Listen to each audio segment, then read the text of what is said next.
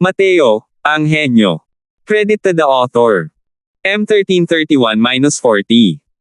Ang mga pangalan po na nandito ay galing sa mga name generator. Kung meron man pagkakatulad sa mga pangalan ng tao o lugar at pangyayari, ito ay tunay na hindi sinasadya. T2 star na masamang espiritu.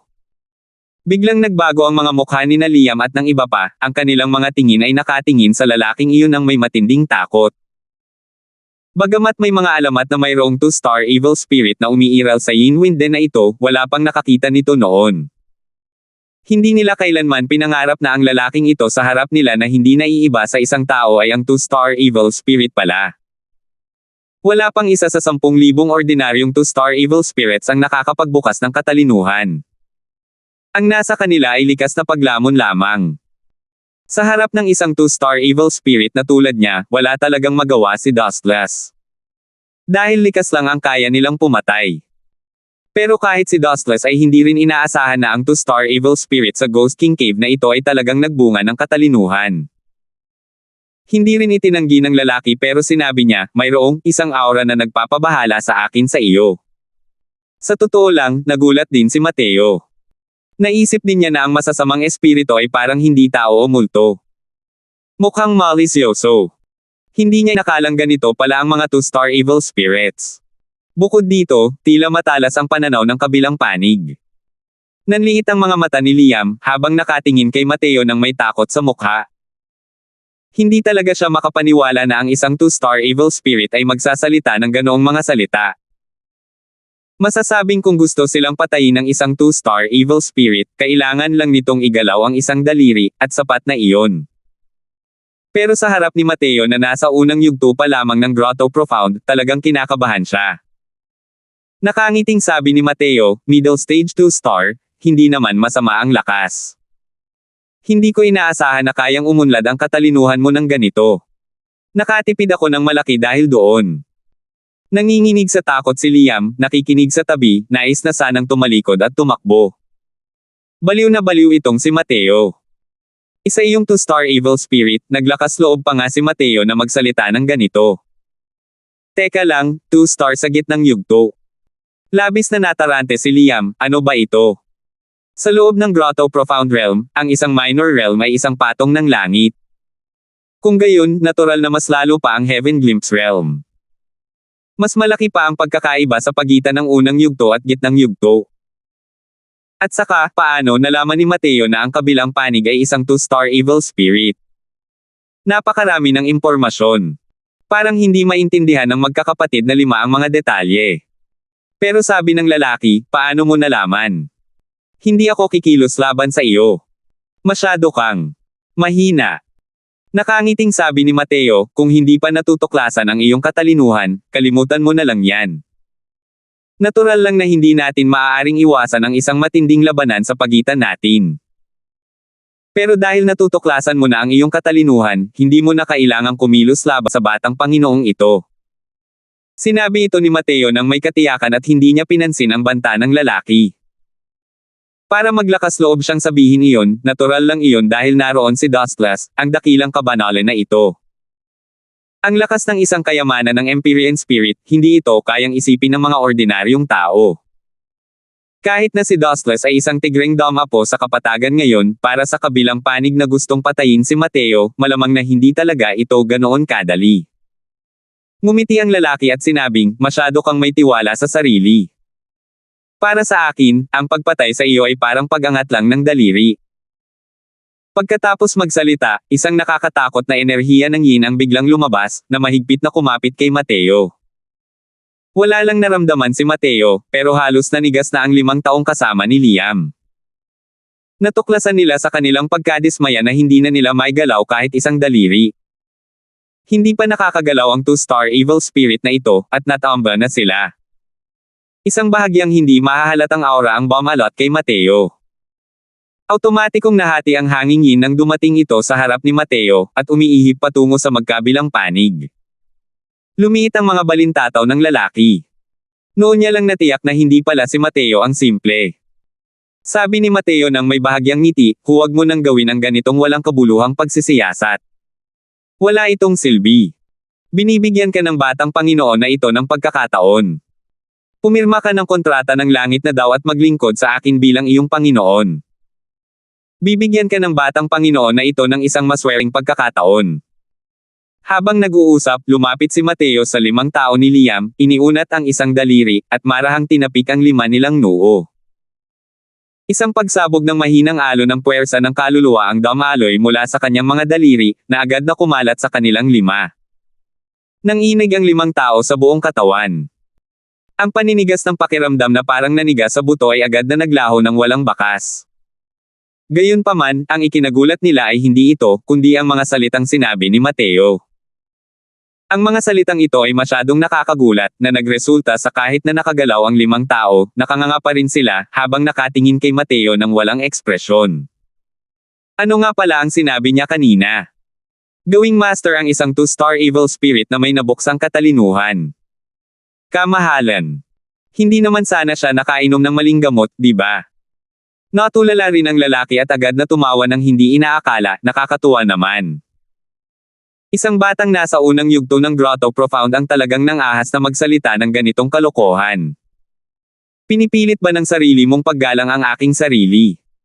Mahigpit ang ranggo sa mundo ng martial artist. Masyadong mababa ang kaharian ni Mateo, kaya ang pagsasabi ng mga salitang iyon ay isang malaking kawalang galang.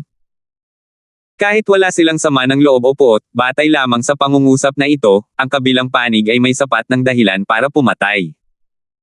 Ngumiti lang si Mateo at biglang iniunat ang isang daliri, gumuhit ng kung ano sa hangin. Hindi sigurado sina Liam at ang iba pa kung ano ang ibig sabihin nito, walang kamalay-malay sa mga kakaibang ideyang pinag-iisipan ni Mateo. Parang isang uri ng anting-anting. Hindi niya maiwasang tumingin sa direksyon ng lalaki at natuklasan na ang ekspresyon sa mukha ng lalaki ay kasalukuyang nagbabago mula sa paghamak patungo sa pagkagulat, at sa wakas, isang matinding kaligayahan. Noon lang nila nalaman na ang mga hindi maintindihang anting-anting na iginuhit ni Mateo ay napakapambihira. Ghost Daw 100 Runes. Ano? Ang iginuhit mo ay ang Ghost Daw 100 Runes. Puno ng gulat ang mga salita ng lalaki. Nakangiting sabi ni Mateo, "Kuho, mukhang kilala mo ang Ghost Daw 100 Runes, kaya nailigtas nito ang hininga ng batang Panginoon na ito." Nanginig ang lalaki sa buong katawan at hindi makapaniwalang sinabi, "Ikaw. Paano mo, bilang isang tao, malalaman ang Ghost Daw 100 Runes?" Malamig na sabi ni Mateo, "Paano alam ng batang Panginoon na ito, hindi mo na kailangang mag-alala. Sabihin mo lang kung handa kang sumunod sa batang Panginoon na ito o hindi. Wala kang kakaibang ideya, isa lang ang pagkakataon mo." Naging seryoso ang tingin ng lalaki, at baka sa mukha nito ang matinding pagpupumiglas. Ang babala ni Mateo ay nagpagulo sa kanyang isipan. Para sa isang masamang espiritu, ang kakayahang makapasok sa katawan ng isang martial artist ay katumbas na ng pagsamsam ng kapangyarihan, ngunit hindi rin katulad ng pagsamsam ng kapangyarihan. Dahil sila ay isang malayang katawan at hindi kailangang umasa sa katawang laman upang mabuhay. Ang kakaibang ideya na sinabi ni Mateo ay tumutukoy pala rito. Ang biglang pumasok sa isip ko sa unang sandali ay ang ideyang ito.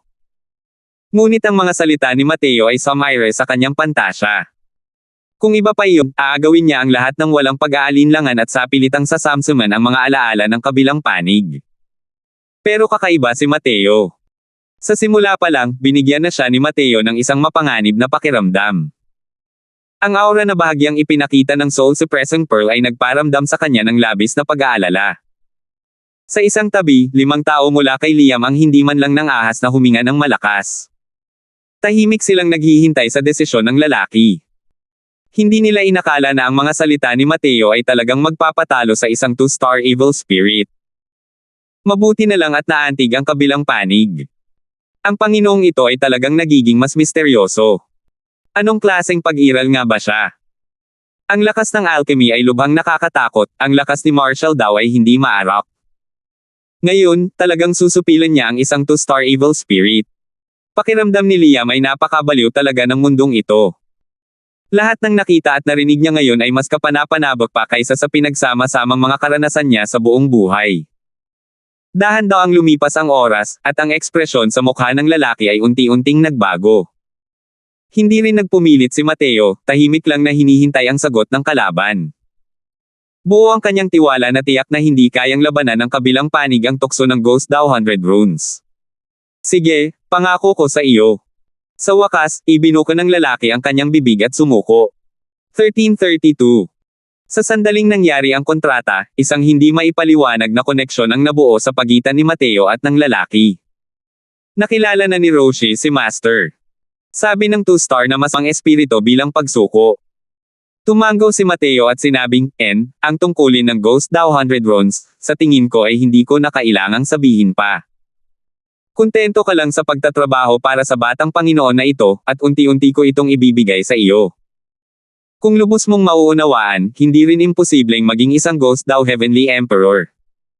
Nagpakita si Roshi ng matinding tuwa at dali-daling nagsabi, Roshi, salamat po, Guro. Sige, dadalhin kita sa carry-on space ko ngayon din. Hindi ka naman natatanggi, malamig na sabi ni Mateo. Normal lang ang pagkakaroon ng kahit anong uri ng mahiwagang kayamanan sa isang deity realm powerhouse. Hindi naman ito gaanong ikinagulat ni Liam at ng iba. Hindi rin nakaramdam ng anumang hindi maganda si Roshi. Nang lumitaw ang kanyang figure sa soul-suppressing space, agad niyang naramdaman ang kakaibang kaanyoan. Nang makita niya si Dustless, ang pakiramdam ng pagkakita sa isang malaking bundok ay lumitaw ng hindi mapigilan. Huho, munting multo, ang swerte mo.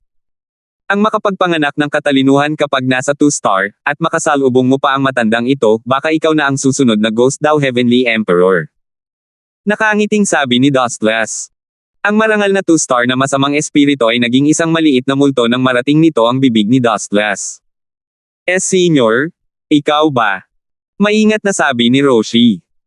Ngumiti si Dustless at sinabing, ang matandang ito ay si Dustless din, katulad mo, nagsisilbi kay Mateo bilang aking Panginoon.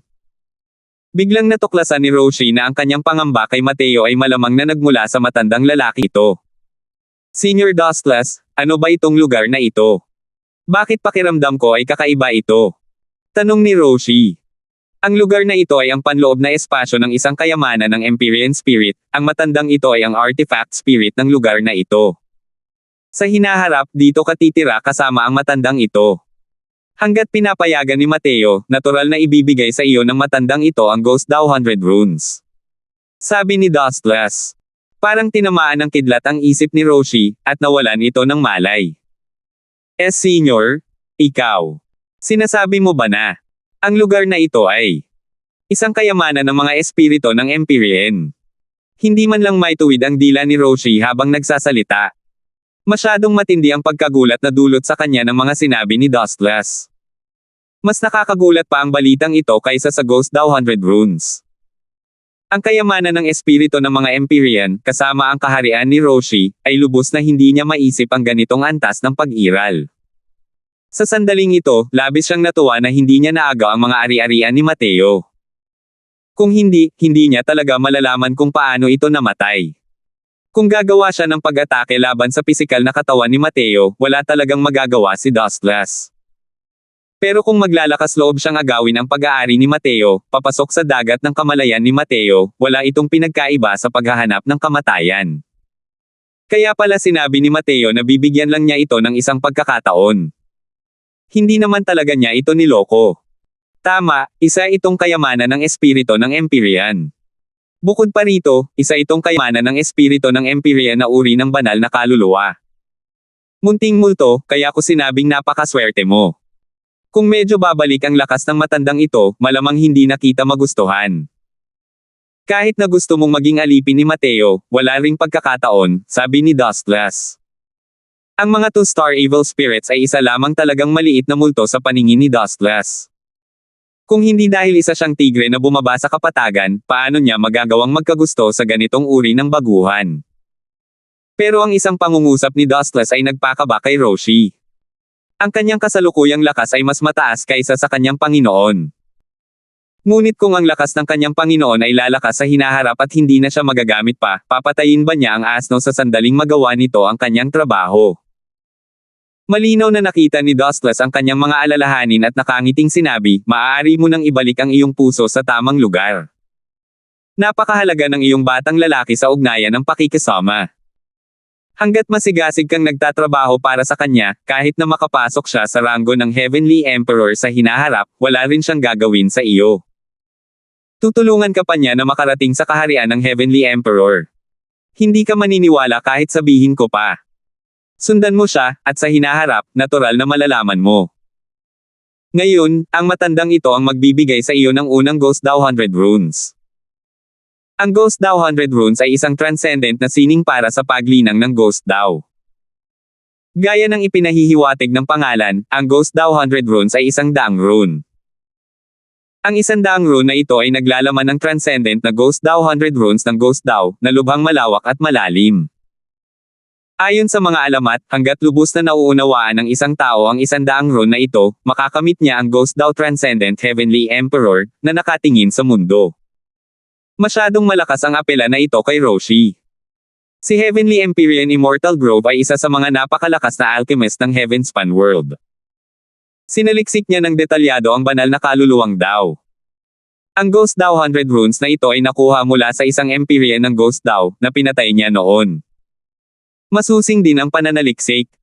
Dahil sa lakas ni Dustless, natural lang na hindi mahirap turuan si Roshi. Sa labas ng mundo, 5 tao ni Liam ang lubos na natulala. Hindi natuloy ang mga pangyayari ayon sa inaasahan nila. Napanganga sila dahil sa resulta. Isa pala itong 2-star evil spirit, isang nilalang na kayang lipulin sila sa isang kibot lang ng daliri. Nasupil ba talaga ito ng ganito? Nang malaman nilang isang 2-star evil spirit si Roshi, inakala pa nga nila na patay na sila sa pagkakataong ito. Hindi nila inaasahan na mabilis na mababaligtad ang huling resulta. Ang 2-star evil spirit na ito ay naging alipin pala ni Mateo. Kamahalan, ano yung iginuhit mo? Bakit nagsilbing alipin mo ang masamang espiritong 2-star nang makita niya ito? Naglakas loob na nagtanong si Liam. Nakangiting sabi ni Mateo, hindi mo rin maiintindihan kung sasabihin ko. Iyan ang bagay na nililinang ng mga makapangyarihang Ghost Dao. Kailangan mo lang malaman na ang pagkuha ko sa kanya ay nagbibigay sa kanya ng maswerteng pagkakataon, iyon na. Dahil isa itong hindi inaasahang pagkakataon, ano ang dahilan niya para hindi ako pagsilbihan, at maging Panginoon niya? Bumantong hininga ang 5 katao ni Liam mula sa kaibuturan ng kanilang mga puso at sinabing, kamahalan, napakalakas mo talaga. Kumbinsido kaming 5 na magkakapatid. Ngumiti si Mateo at sinabing, tumigil ka na sa pambabala. Hindi ba't personal ninyong papatayin si Melvin? Nasa sa inyo na kung paano ninyo siya gustong tapakan. Nanginginig ang 5 tao sa buong katawan ni Liam, ang kanilang mga tingin ay nagpapakita ng matinding tuwa. Oo, kasama ang isang 2-star evil spirit sa kanilang tabi, itong Yin Wind din, maaari silang gumala ayon sa gusto nila. Ano ang maituturing na halaga ng isang simpleng Melvin? Kumabog. 5 katao ang sama-samang lumuhad kay Liam, at sinabi ni Liam, kamahalan, maghihiganti kayo para sa aming 5, ang bulok naming buhay ay ibebenta sa inyo, kamahalan. Malamig na sinabi ni Mateo, tumayo ka na, ang pamilya Wang at ako ay umabot na sa puntong hindi na magkakasundo. Kahit hindi ko kayo tulungang maghiganti, dapat ding mamatay si Melvin. Pangalawang kapatid, kung hindi sila lalabas, maaari kayang magbantay talaga tayo rito ng 1 taon. Tanong ni Yogan. Kahit na malakas sila, hindi rin sila komportable sa lugar na ito kung saan umiihip ang hanging yin sa buong taon. Same time na sinabi ni Melvin, kung hindi, ano pa ang magagawa natin? Hindi ko rin alam kung anong klaseng erehe ang nalinang ng punk na iyon para makontrol ang masasamang espiritu. Sus Mariosep. Hindi nakakapagtaka na gusto niyang pumasok sa Yin Wind din anuman ang mangyari. Malamang ay para malinang ang ereheng kasanayan. Napaisip si Yogan at sinabing, pangalawang kuya, bakit hindi? Imbitahan mo si kuya rito. Pakiramdam ko ay napaka-abnormal ng batang ito. Hindi dapat patuloy na magbantay ng ganito. Labis siyang naantig sa mungkahi ni Yogan. Ngunit mabilis siyang umiling muli at sinabing, anong klaseng mukha ang mayroon tayo para makipagkita kay kuya sa kasalukuyang anyo natin? Hindi ko mapapatay ang baliw na iyon, mahirap alisin ang puot sa puso ko. Oh, gusto ba talaga akong patayin ng pangalawang elder? Paano mo ako nagalit ng ganito kay Crosswell na ito, at nagalit siya sa akin? Sa pagkakataong ito, umalangaw-ngaw ang boses ni Mateo sa kuweba. Mateo! Biglang tumayo sina Melvin at Yogan, ang kanilang mga titig ay puno ng intensyong pumatay. 1333. Nagulat ang dalawang Melvin sa biglaang pagdating ni Mateo. Ngunit di nagtagal, mabilis na gumalaw ang kanilang mga figure na direktang pumutol sa pag-atres ni Mateo. Bahagyang ngumiti si Mateo. Hindi siya nagsalita, hinayaan silang kumilos. Huwag kang masyadong kabahan, mag-relax ka muna, sabi ni Mateo nang may bahagyang ngiti. Nanlamig ang ekspresyon ni Melvin, at sinabi niya, "Brat, ang lakas ng loob mo talaga, para maglakas loob na lumabas at maghain ng kamatayan. Pinatay mo ang 11 sa mga piling tao ng Wang family ko. Ngayon, aayusin natin ito ng maayos." Nang makita si Mateo, biglang umabot sa sukdulan ang galit ni Melvin. Sa kasalukuyan, gusto niyang lunukin ng hilaw ang laman ni Mateo. Nagkibit balikat si Mateo at nakangiting sinabi, "Hinabol ng pamilya Wang mo ang Crosswell na ito mula sa Jewel City hanggang sa Yinwinden. Maaari kayang hindi mo pa rin ako pinapayagang lumaban." Malamig na sumagot si Melvin at sinabing, "Kung gusto mong sisihin, ikaw ang dapat sisihin sa sarili mo, at hindi mo dapat tinutulan ang Wang family ko. Ang mundong ito ay mundo ng malalakas. Kung gusto kitang patayin, wala kang ibang magagawa kundi mamatay." Tumawa si Mateo. Tumawa rin si Liam at ang iba pa sa likuran niya. Nandilim ang mukha ni Melvin, labis na naapektuhan ng tawanan ng iilang tao. "Tumawa ka. Sana ay matawa pa rin kayong lahat maya-maya. Ipapaalam sa inyo ng matandang ito ang tinatawag na tadhana na mas masahol pa sa kamatayan. Yugen, gawin mo." Malamig na sigaw ni Melvin, sabay sunod na sumugod papunta kay Mateo kasama si Yogan. Dalawang makapangyarihang grotto profound experts na sabay na gumagawa ng galaw, ang aura na iyon ay tunay na nakakamangha.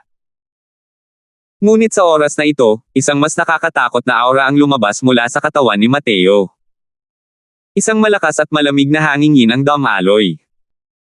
Kahit ang mga kasing lakas ni na Melvin at Yogan ay halos nanigas din sa bugzo ng hangingin. Kulang ang kalakasan ng ibang miyembro ng Wang family. Paano nila natitiis ang ganitong uri ng hangingin? Ang kanilang mga banal na kaluluwa ay direktang nakakalat sa hangin. Slam! Sampal! Slam! Sampal! Diretso na bumagsak sina Melvin at Yogan mula sa ere, at malakas na bumagsak sa lupa. Nanlaki ang mga mata ng dalawang tao, puno ng hindi makapaniwalang tingin. Paano kaya lumalabas ang ganitong nakakatakot na hangingin mula sa katawan ni Mateo? Pakiramdam lang nila ay malapit ng magyelo ang kanilang mga banal na kaluluwa sa oras na ito. Napakalakas ng bugzo ng hangingin na ito. Nang makita si Mateo na papalapit ng paunti-unti, si Yogan ay natarante sa loob-loob. Nagpumiglas siya, gusto niyang bumangon. Ngunit ang buong katawan niya ay namanhid dahil sa hangingin. Paano niya mapapabilis ang pag-iipon ng lakas? Ikaw. Ano ang gusto mong gawin? Natatakot na sabi ni Yogan. Nanlamig ang tingin ni Mateo at malamig niyang sinabi, "Anong gagawin?" "Huho, sa gagawin ng batang Panginoong ito, dapat ay mas malinaw ka pa kaysa sa akin, di ba? Makakaasa kayo, hindi kayo papatayin ng batang Panginoong ito ngayon. Kung paano kayo haharapin, siya ang may huling desisyon." Pagkatapos magsalita, umatake si Mateo na parang kidlat, direktang tinatakan ang banal na asensya ni Yogan at binuhat ito pataas na parang may hawak na patay na aso. Ang pamamanhid ng hangingin ay maaaring tumagal ng halos 1 oras. Kumilos ng mas mabilis at makahabol ng mas maaga, sabi ni Mateo kasama si Liam. Ikinuyom ni Liam ang kanyang mga kamao at yumuko, "Opo, kamahalan. Kapag natapos na naming magkapatid ang pagbubuhos ng sama ng loob na ito, aabutan na lang namin kayo." Tumanggaw si Mateo, ang kanyang figure ay gumagalaw, at naglaho sa harap ng iilang tao. 5 tao mula sa Liam ang tumingin sa patay na parang aso na si Melvin, walang kapantay na tuwa sa kanilang mga puso. "Melvin, nakakamangha ka talaga kanina. Pero ngayon, kung gusto kitang mamatay, wala ka nang ibang magagawa kundi mamatay." Hahaha. Ginaya ni Liam ang mga sinabi ni Melvin kanina, talagang ironic hanggang sa punto. Kanina lang, kahanga-hanga pa rin si Melvin. Maya-maya pa, naging patay na aso na siya. Isa pa, ang pagsasabi ng ganitong mga salita sa harap ni Mateo ay sadyang katawa-tawa. Hindi makagalaw si Melvin. Ngunit ang kanyang ekspresyon ay sukdulan ng pangit. Hindi niya pa rin maintindihan hanggang ngayon kung ano na ang nangyayari sa mundo. Bakit kaya lumalabas ang ganitong nakakakilabot na hangingin mula sa katawan ni Mateo? Melvin, hindi mo ba kami gustong patayin? Bumangon ka. Sabi ni number 2 nang may malamig na ngiti. Puchi. Walang kahit kaunting pag-aalinlangang sinaksak ng espada ng numero 4 ang puso ni Melvin. Nang patayin mo sina number 3 at number 7, siguradong hindi mo inakalang ganito kabilis dumating ang paghihiganti, di ba? Nagngalit ang mga ngipin ni number 4 sa puot at sinabing, para sa isang makapangyarihang nasa deity realm, ang pagbuta sa puso ay hindi ikamamatay. Ngunit ang sakit na iyon na nakakadurog ng puso ay direktang umaakyat sa kanyang ulo, na nagpapahirap sa kanya hanggang sa gusto na niyang mamatay. Puchi. Isa pang talem, direktang pinutol ni number 5 ang isa sa mga palad ni Melvin. Ang mga katulad mo lang ba ay karapat-dapat na magtaas ng kulay kay Lord Mateo? Hinihiling ko sa iyo na magtaas ng kulay, hinihiling ko sa iyo na magtaas ng kulay. Sabi ni number 5 na may nakakapangilabot ng ngiti. Paw! Paw! Isang sunod-sunod na malungkot na sigaw ang nanatili sa hangin. Ang pagpapahirap sa 5 tao ni Liam ay nagpagulo sa kanya sa pagitan ng buhay at kamatayan. Ang 5 taong kinabibilangan ni Liam ay hindi lamang mga taong hindi pa nakakakita ng mundo noon. Nakihalubilo sila sa mga pinakamababang antas ng martial artist sa buong taon. Hindi alintana ang malupit at walang awa, ang mga pamamaraan ng pagpapahirap sa mga tao ay sumibol din sa walang katapusang pagkakaiba-iba. Mabait sila sa kanilang mga kapatid. Ngunit sa kanilang mga kaaway, talagang hindi sila magpapakita ng awa.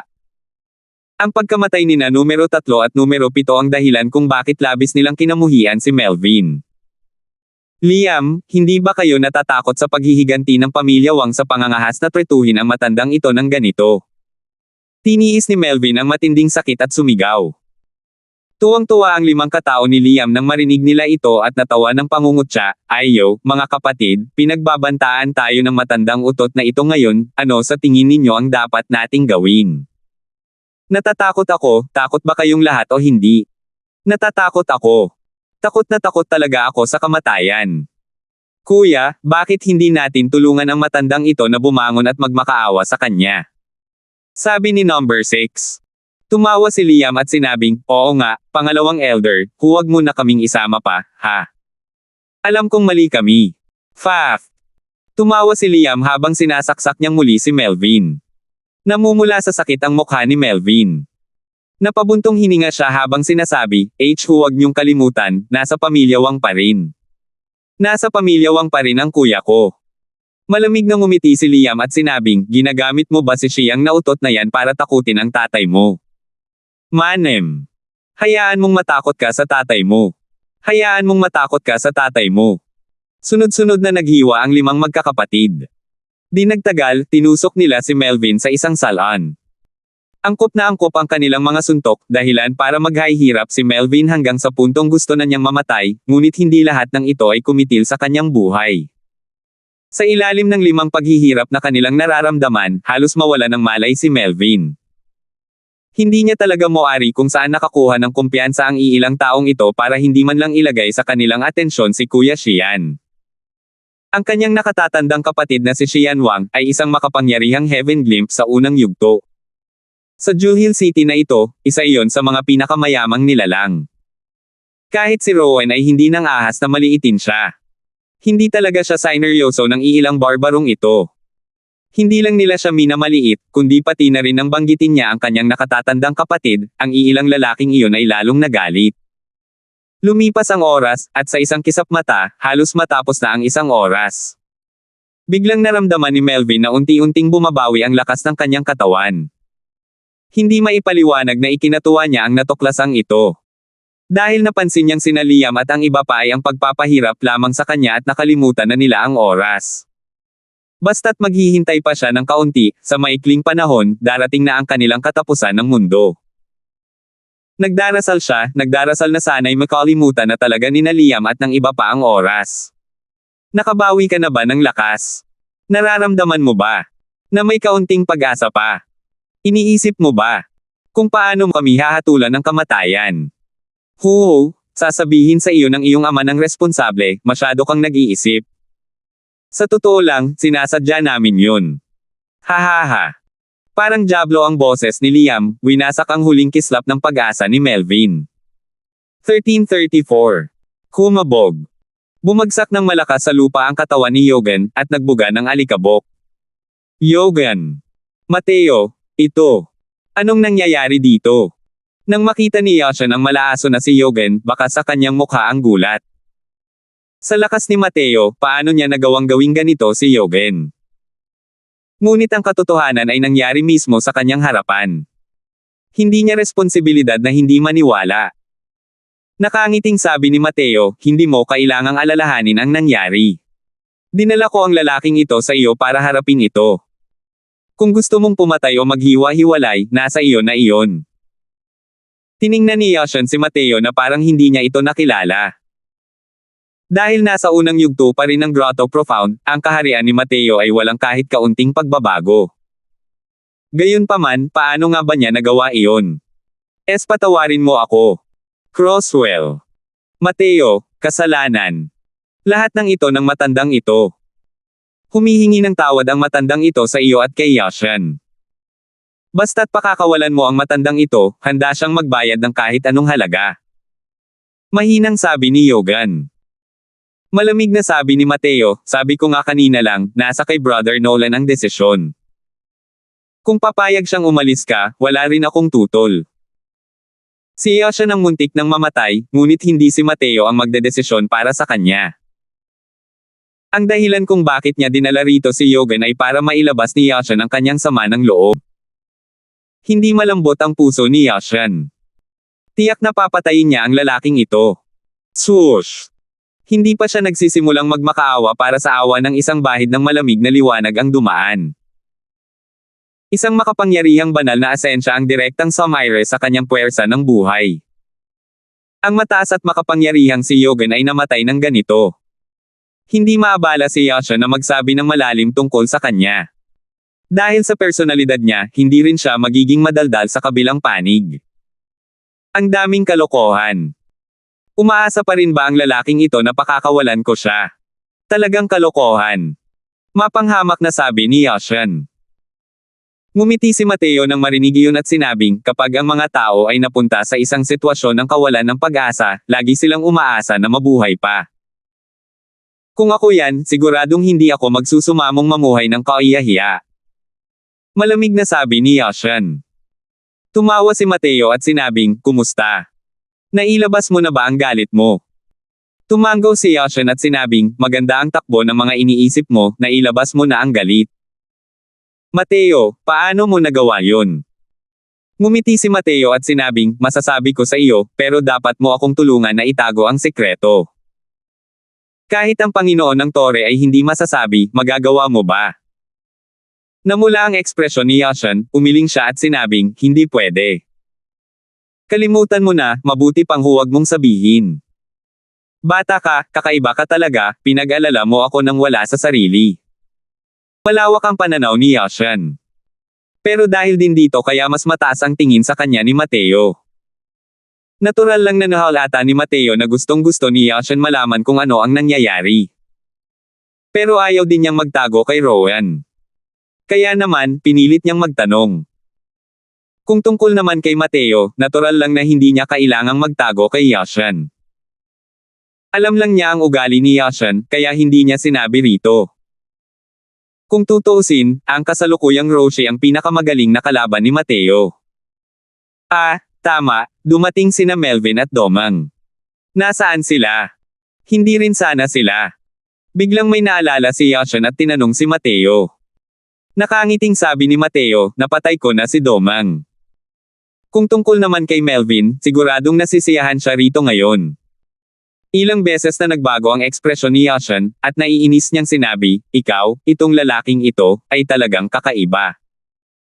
Hindi nagtagal, 5 tao mula kay Liam ang sumugod at sabay-sabay na lumuhad nang makita niya si Mateo. Maraming salamat po sa inyong kamahalan sa pagtupad ng aming kahilingan, sa pagpapahintulot sa amin na makaganti para sa bilang 3 at bilang 7. Mula sa araw na ito, ang 5 sa aming mga buhay ay ibebenta na sa inyong kamahalan. Kung nais ng inyong kamahalan na magtungo kami sa silangan, tiyak na hindi kami magtutungo sa kanluran. Kung nais ng inyong kamahalan ang aming mga buhay, tiyak na hindi kami mag-aalangan. Sabi ni Liam. Malamig na sinabi ni Mateo, ano ang gagawin ko para sa buhay ninyo? Uminom kayong lahat ng mga gamot na ito, bumalik kayo at magkultiba ng mabuti. Pagkatapos magsalita, casual na inihagis ni Mateo ang isang maliit na bote kay Liam. Tinanggap ito ni Liam at tiningnan, at hindi sinasadyang nang inag ang buong katawan, habang sumisigaw sa gulat, kamahalan, ito. Ito ay masyadong mahalaga. Hindi namin ito matatanggap. Sa loob ng maliit na bote ay mayroon talagang divine grade na divine essence pills. Ang ganitong uri ng bagay ay dating isang napakahalagang bagay sa Jewel Hill City. Hindi rin ito mabibili ng pera. Ang unang galaw ni Mateo ay 10 tableta. Malamig na sabi ni Mateo, kaunting medicinal pills lang, hindi naman malaking bagay yan. Ang pagkamatay ng 3 at 7 ay ako ang dahilan. Ang mga medicinal pills na yan, kunin nyo na lang bilang kabayaran para sa inyong lahat. Mas lalong nakaramdam ng hindi maipaliwanag na pasasalamat sina Liam at ang iba pa. Matagal na siyang natigil sa middle stage na Grotto Profound at patuloy na nabibigong makalusot. Gamit ang Divine Grade Divine Essence Pill na ito, ang kanyang tagumpay sa late stage Grotto Profound ay isang bagay na nangyari na nang walang dagdag na pagsisikap. Hindi lang siya, kundi pati na rin ang ilan niyang mga kapatid, sa pamamagitan ng pag-asa sa mga Divine Grade Divine Essence Pills na ito, tiyak na magkakaroon din sila ng malaking pag-unlad. Maraming salamat po, kamahalan.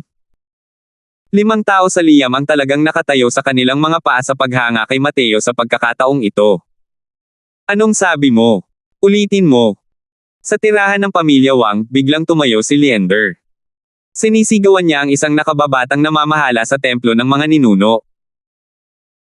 Mga pinuno ng pamilya, pangalawang nakatatanda, pangatlong nakatatanda, pang-apat na nakatatanda, pati na rin ang mga piling tao ng pamilya Wang na inilabas sa pagkakataong ito, ang kanilang mga lampara ng kaluluwa ay patay na lahat.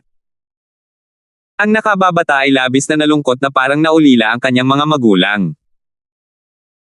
Ang tinatawag na soul lamp ay may bahid ng puwersa ng kaluluwa ng isang martial artist, na maaaring sumasalamin sa katayuan ng martial artist sa kaligtasan.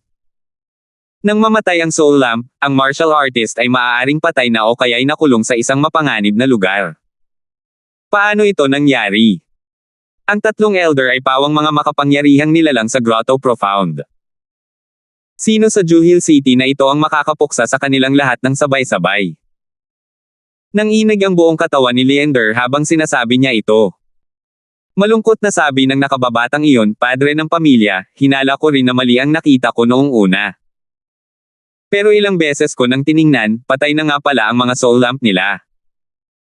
Ibinagsak ni Leander ang kanyang puwitan, tila nawala ang kanyang buong pagkatao. Ang 3 magagaling na elder na ito ang siyang matibay na pundasyon ng pamilya Wang. Nang mamatay sila, ang dagok sa pamilya Wang ay talagang napakalaki. May posibilidad pa nga na hindi na makakabangon ang pamilya Wang mula ngayon. Tutugisin nila si Mateo. Maaari kayang lahat sila ay namatay sa mga kamay ni Mateo. Pero paano ito naging posible? Baguhan pa lamang si Mateo sa Grotto Profound sa unang yugto. Kahit na may proteksyon si Yashan, hindi rin posible na sabay-sabay na patayin ang 3 dakilang elder, hindi ba? Hindi maintindihan ni Leander matapos niyang mag-isip ng malalim. Pagkaraan ng mahabang panahon, malungkot niyang sinabi sa nakababata, nakuha ko na. Dapat ilihim ang bagay na ito. Kung maglalakas loob kang magbitaw ng kahit ano, may naghihintay na parusa sa pamilya. Nagmamadaling nagpahayag ng pagsang-ayon ang binata at umalis na. Nanatili si Leander sa ganoong posture ng pagupo, nakaupo buong gabi. Mula nang matanggap niya ang posisyon bilang pinuno ng pamilya mula kay Xian, masasabing walang hanggan ang kaluwalhatian nito. Noon, hindi pa nangyari ang ganitong kalaking kawalan ng kakayahan niya tulad ngayon. Sa wakas, pagsapit ng madaling araw, isang mukhang pagod na si Leander ang bumangon at dahan-daang naglakad papasok sa isang lihim na silid sa ilalim ng lupa. Ama! Sigaw ni Leander gamit ang tuyot na boses.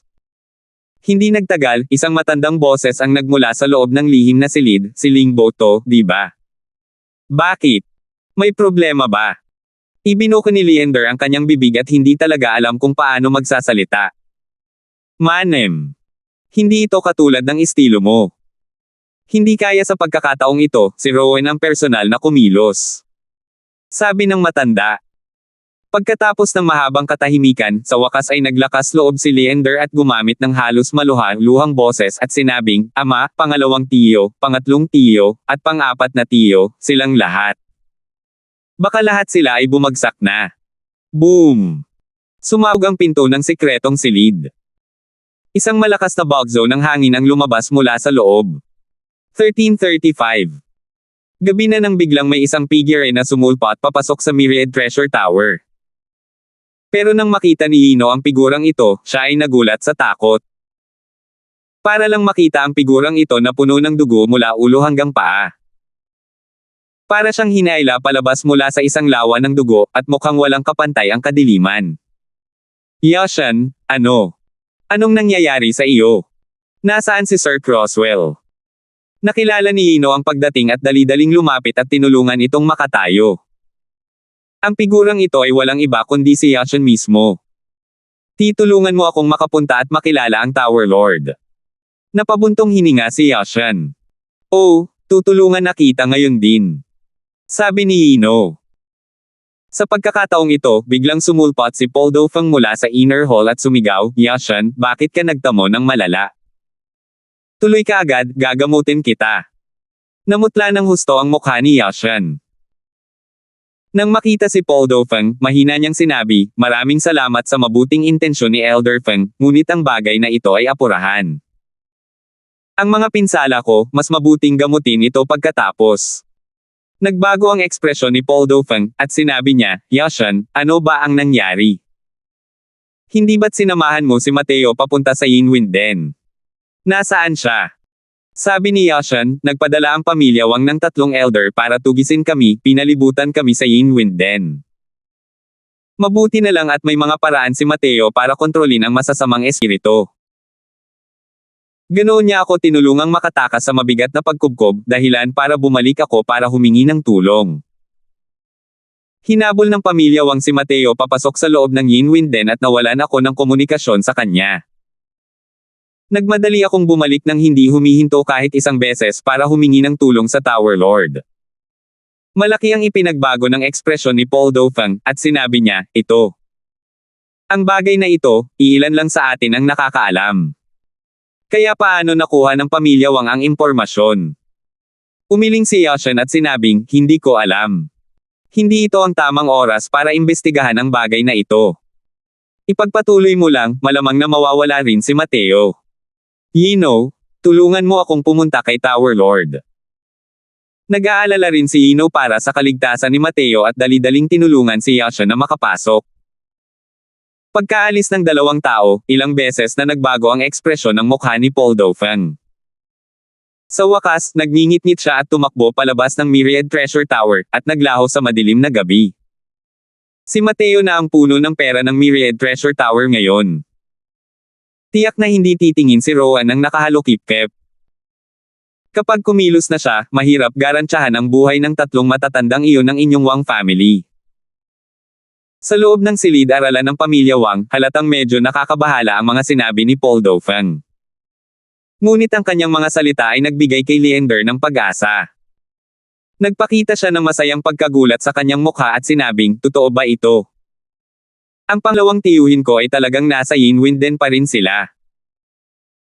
Nagmamadaling sinabi ni Paul Dofang, bakit ako magsisinungaling sa iyo? Kanina lang, bumalik si Yashan sa Myriad Treasure Tower na puno ng dugo. Nalagpasan na niya ang buong Grotto Profound. Naisip mo ba, bukod sa 3 elder ng iyong Wang family, sino pa ang makakasakit sa kanya ng ganito? Wala siyang oras para gamutin ang kanyang mga pinsala, at gusto niyang pumunta at makita si Rowan. Makikita mo kung gaano kadelikado ang sitwasyon. Natatakot akong baka maunahan ka ni Rowan. Kaya narito ako para ipaalam agad sa iyo. Mabilis mong ipagawa kay Lord Xiang ang aksyon. Kung hindi, ang mga kahihinatnan ay masyadong nakakatakot isipin. Ang balitang ito ay talagang nakakagulat at nakakatuwa, na nagpawi sa malungkot na kalooban ni Leander. Nagmamadaling sinabi ni Leander, sige. Bumalik ka muna, huwag mo silang pagdudahan. Pupuntahan ko ang aking ama ngayon din at aanyayahan ang kanyang matandang sarili na kumilos. Sa loob ng 2 araw na ito, wala siyang gana kumain dahil sa pangalawang tiyo at sa kanilang usapin. Tumango si Poldo at nagmamadaling sinabi, sige, babalik ako agad. Hindi nagtagal pagkaalis niya, isang lalaki mula sa pamilya Wang ang sumakay sa kabayo, kasing bilis ng kidlat, at mabilis na tumakbo palabas ng lungsod. Matapos lumabas si Poldo Fang mula sa pamilya Wang, ang buong pagkatao niya ay nakahinga rin ng maluwag. Hindi niya inaasahan na may kakayahan pa rin pala si Mateo na kontrolin ang masasamang espiritu, at kayang tiisin ang pagkukob ng 3 makapangyarihang Grotto Profound Powerhouses. Mukhang minamaliit niya talaga siya. Pero dahil may gagawing hakbang si Xian, tiyak na hindi makakatakas si Mateo sa kanyang kapahamakan sa pagkakataong ito. Yehey, gabi na. Masaya pa rin si Elder Feng na lumabas para mamasyal. Ang saya naman. Kasalukuyang nag-iisip si Poldo Feng nang biglang may narinig siyang boses mula sa likuran niya, dahilan para mapatalon siya sa takot. Paglingon ni Poldo Feng para tingnan ito, nanlaki ang mga mata niya. Mateo, why ikaw? Bakit ka nandito? Hindi ba? Hindi ba? Ang nagsasalita ay walang iba kundi si Mateo. Nang makita ni Poldo Feng si Mateo, nagulat siya hanggang sa natigilan siya sa sinabi nito. Tumingin si Mateo kay Poldo Feng nang may ngiti na hindi naman talaga ngiti at sinabing, ang ibig bang sabihin ni Elder Feng ay, hindi ba dapat ay nakulong ako sa Yinwind Den ngayon? Bakit ako pupunta rito? Gulat na sabi ni Poldo Feng, oo. Hindi ba't sinabi ni Yasha na? Ito. Mabuti na ayos ka lang. Haha. Mabilis din ang reaksyon ni Poldo Feng, dali-daling nag-iba ng tono. Nakangiting sabi ni Mateo, Elder Feng, sa tingin mo ba? Ang mga pinsalang ginawa nitong si Crosswell kay Yashan ay hindi pa rin gumagaling. Parang kahit ikaw ay hindi rin nakakaintindi. Nagbago ang ekspresyon ni Poldo Feng, at sinabi niya sa malungkot na boses, ikaw. Anong ibig mong sabihin? Hey, anong ibig kong sabihin? Gabi na. Papalabas na si Elder Feng mula sa tirahan ng sinumpaang kaaway ng Myriad Treasure Tower. Ano kaya ang ibig sabihin nito? Malamig na ngumisi si Mateo. Dumagundong ang mga dambuhalang alon sa puso ni Poldo Feng. Ngunit may bahid pa rin siya ng swerte at nagkunwaring walang alam at sinabing, hindi ko alam ang pinagsasabi mo. Sinong mata mo ang nakakita sa akin na lumalabas sa pamilya Wang? Mateo, hindi ka nagsasabi ng mga walang basehan.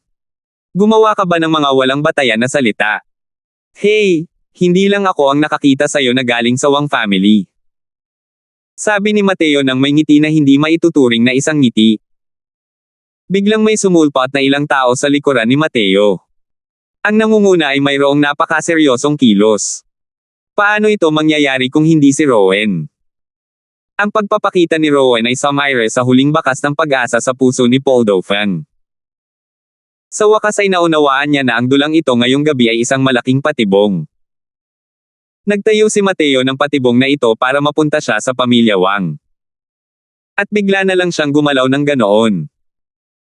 Tumingin si Rowan kay Poldo Feng at sinabing may sakit, nang sabihin sa akin ni Yashan ang bagay na ito, hindi pa rin ako naniwala. Poldo Feng. Ako, si Rowan, ay sinuri ang aking konsensya at pakiramdam ko ay hindi kita tinrato ng masama. Bakit mo ipinagkanulo ang Myriad Treasure Tower? Alam ni Poldo Feng na walang posibilidad na swertehin ngayon at sinabi ng may malamig na pagsinghot, hindi ko pinagtaksilan ang Myriad Treasure Tower, gusto ko lang mamatay ang batang ito. Dahil nandito ang batang ito, ako, si Poldo Feng, ay hindi darating sa araw na itataas ko ang aking ulo dito sa hinaharap. Ang Myriad Treasure Tower ay maaari lamang magkaroon ng isang punong alchemist, at iyon ay ako, si Poldo Feng. Nang marinig ang mga salitang ito, tumangala si Rowan sa langit at bumaantong hininga, at sinabi, kaya nga, ibinigay mo ang impormasyon ni Mateo sa pamilya Wang, at hiniram ang mga kamay ng pamilya Wang para patayin si Mateo. Sabi ni Paul Dauphin sa seryosong boses, tama. Ang Myriad Treasure Tower, wala siyang kasama kung ako, wala akong kasama kung siya. Simula nang pumunta ang batang ito sa Myriad Treasure Tower, tiningnan mo ba ako ng diretso sa mata kahit minsan? Galit na galit si Rowan hanggang sa nagngalit ang kanyang mga ngipin sa puot at seryosong sinabi, alam mo na ang kahalagahan ni Mateo sa Myriad Treasure Tower. Paano mo pa nagagawa ang ganoong bagay? Malamig na ngumiti si Poldo at sinabing, ano na naman? Hindi alam ang pinagmula ng batang ito, hindi sigurado ang pagkakakilanlan niya. Ginamit niyo talaga ang isang lalaking iyon at hindi niyo ako pinansin. Ginagawa ko ang lahat ng ito para sa kapakanan ng Myriad Treasure Tower. Hey! Para sa kapakanan ng Myriad Treasure Tower, kaya ipinagbili mo pa ang sarili mong kapatid. Ayos lang kung pinagtaksilan mo ako, pero si Yashan ay lumaban kasama mo sa loob ng maraming taon. Paano mo natitiis yan? Sabi ni Mateo nang may malamig na ngiti. Ang mga nakakagawa ng dakilang bagay ay hindi nakikialam sa mga walang kwentang bagay. Walang saysay ang pagsasabi pa. Bago mamatay, gusto ko lang malaman, ano ba ang nangyari sa tatlong matandang iyon mula sa pamilya Wang? Tanong ni Paul Dauphin. Hindi siya nagbitiw sa kanyang pwesto. Hindi pa rin siya naniniwala hanggang ngayon na makakatakas si Mateo sa paghabol ng tatlong matatanda ng pamilya Wang. Nagkibit balikat si Mateo at malamig na sinabi, patay na ang lahat. Nagpadala ang pamilya Wang ng 16 na tao sa pagkakataong ito, at patay na silang lahat. 1336. Imposible. Sa lakas mo, paano mo masasabing katapat ka ng tatlong matandang yan? Hindi ako makapaniwala. Naging seryoso ang tingin ni Paul Dauphin. Malinaw na hindi siya naniwala sa mga sinabi ni Mateo. Mas naniniwala siyang nakatakas si Mateo sa kanilang tatlo at tumakas pabalik sa Jewel Hill City. Maliwanag, mas makatwiran ang paliwanag na ito. Pero nagkibit balikat si Mateo at sinabing, ang totoo, nakatayo ako rito ngayon, habang patay na ang kanilang mga soul lamp, hindi ba? Malalaman ni Xiang kung napatay na silang tatlo o hindi kung pupunta siya sa Yinwinden para magtanong. Nakatakdang umalis si Xiang nang may pag-asa at bumalik na puno ng pagkabigo. Maganda rin ang makipaglokohan sa mga tao ng Wang family kung wala naman siyang gagawin. Habang nakikipag-usap dito, hindi rin napigilan ni Rowan ang pagtingin kay Mateo, ang kanyang mga titig ay may bahid ng pagtataka at pagkalito. Hindi rin niya maisip kung paanong si Mateo, isang baguhan sa Grotto Profound na nasa unang yugto, ay tinalo ang tatlong magagaling na elder ng Wang family. Ang tatlong taong iyon ay pawang mga peak powerhouse na ng Grotto Profound Deity Realm. Sa ilalim ng Heaven Glimpse, halos walang makakatapat sa kanila. Maiba na lang kung may lakas si Mateo sa Heaven Glimpse Deity Realm, kung hindi, napakahirap silang patayin lahat. Bukod dito, nagdala pa sila ng isang malaking grupo ng mga eksperto ng pamilya Wang. Nang tanungin niya si Yashan, hindi rin malinaw ang sinabi ni Yashan at hindi nagsalita ng detalyado. Mas lalo pang nagduda si Rowan dahil dito. Sa paningin ni Rowan, ang panauhing alchemist na ito ay lalong naging misteryoso. Pero ang nakasiguro sa kanya ay ang pag-uugali ni Mateo ay nagbigay ng malinaw na hangganan sa pagitan kung sino o ano ang kamumuhian o mamahalin. Kahit sa sitwasyon kung saan malubhang nasugatan at naghihingalo si Yashan, hindi rin siya nakatakas ng mag-isa. Sabi ng lahat, ang panahon ang nagpapakita ng puso ng isang tao. Sa 10 taong ito, ang mga kilos at pag-uugali ni Mateo ay nasa kanyang paningin lamang. Dahil ganoon nga, habang mas malakas si Mateo, natural na hindi ito isang masamang bagay para sa Myriad Treasure Tower. Hay nako, Elder Feng, matagal na tayong magkasamang nagtatrabaho pero hindi ko inaasahan na. Darating pala ang araw na ganito. Bumantong hininga si Rowan at sinabi. Malamig na sumangot si Paul Dauphin at sinabing, oo. Buong buhay ko akong nagpumilit para sa Myriad Treasure Tower, pero hindi ko inakalang ang kapalit nito ay ang konklusyong ito. Makita lang ang mga bagong dating nangumiti, pero hindi ko maririnig ang mga lumang umiiyak. Hey hey! Bakit sinasabi ito ni Elder Feng? Kahit na inilalagay ng Tower Lord na ito si Mateo sa isang malagang posisyon, naantig ko ang puso ko at naramdaman kong hindi kita pinabayaan, tama ba? Kahit na ito ay mga gamot sa espiritu o sweldo, ang Myriad Treasure Tower ay hindi pa kailanman nagkautang sa iyo noon. Sabi ni Rowan. Humph! Ngayon na dumating na sa puntong ito, hindi na kailangan pang sabihin. Kung gusto mong pumatay o maghiwa-hiwalay, nasa iyo na yan. Malamig na sanggal ni Paul Dofang at sinabi. Nang makita ni Rowan na ayaw makinig ni Paul Dofang sa pangangatwiran, hindi niya napigil ang bumantong hininga ng malalim. Hindi rin niya inaasahan na, sa huli, ay haantong pa ito sa ganoong conclusion. Bumantong hininga si Rowan at sinabing, Yashan. Natanggap ni Yashan ang utos, ang kanyang figure ay parang multo na lumilipad palabas. Rowan, ikaw. Mamamatay ka sa isang kakila-kilabot na kamatayan. Sigaw ni Paul Dofang nang may kalumbayan. Hindi pa rin napatay ni Rowan si Paul Dofang sa huli, bagkus ay sinayang niya ang kanyang banal na dagat, na naging dahilan upang siya ay maging Pyle. Muling sinamahan ni Yashan si Paul Dofang. Tumingin si Rowan kay Mateo nang may paghingi ng tawad at sinabing, Kaibigang Mateo, sa pagkakataong ito, nabigla ka. Hindi ko inaasahan na ang aking Myriad Treasure Tower ay nagbunga ng isang traidor. Ito ay dahil sa kapabayaan niyang, muntik nang magdulot ng malaking sakuna. Humihingi ng paumanhin ang yang na ito sa kaibigang Mateo. Sa puntong ito, hindi na iisipin ni Rowan na si Mateo ay isa pa ring Pyle na kailangang humingi ng tulong sa Myriad Treasure Tower.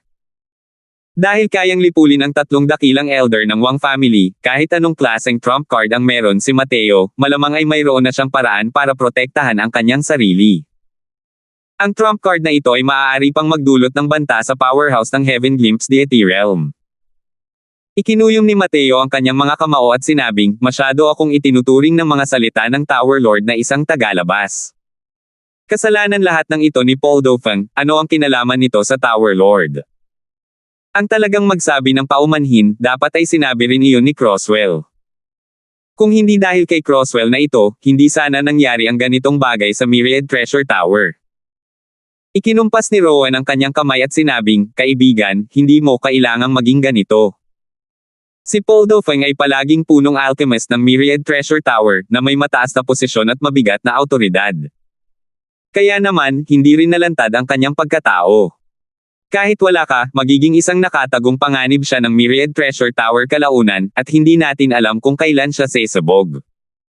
Ngumiti si Mateo at sinabing, kung gayon, kailangan kong magpasalamat ng malaki sa Tower Lord. Ang biyaya ng Tower Lord sa Crosswell na ito ay kasing bigat ng isang bundok. Ang Crosswell na ito ay walang ibang lakas, tanging alchemy lamang ang kayang tiisin. Paano kung ganito, pipinuhin ko ang isang pangkat ng mga divine grade medicinal pills. Maaaring gamitin ito ng Tower Lord bilang isang gimmick at akitin ang mga martial artist ng Jewel Hill City. Tuwang-tuwa si Rowan nang marinig niya ito at natatawang sinabi, kung gayon, aabalahin ko ang batang kaibigan. Hindi naging mahirap ang pakikipag-usap sa matatalinong tao. Dahil Pyle si Paul Dofang, kinailangan pa ring iulat ni Rowan ang bagay na ito sa itaas, at humiling sa itaas na magpadala muli ng isang alchemist. Sa panahong ito, natural lang nakakailanganin niya si Mateo para pangasiwaan ang pangkalahatang sitwasyon. Sa totoo lang, kahit magpadala pa ng 2-star alchemy god sa itaas, hindi rin siya magiging kasing epektibo ni Mateo. Kaya kayang pinuhin ng mga 2-star alchemy gods ang mga divine grade medicinal pills. Tutal, ang ganitong uri ng county sa Jewel Hill City, ang mga martial artist at mortal sa Grotto Profound Deity Realm ang siyang populasyon nito.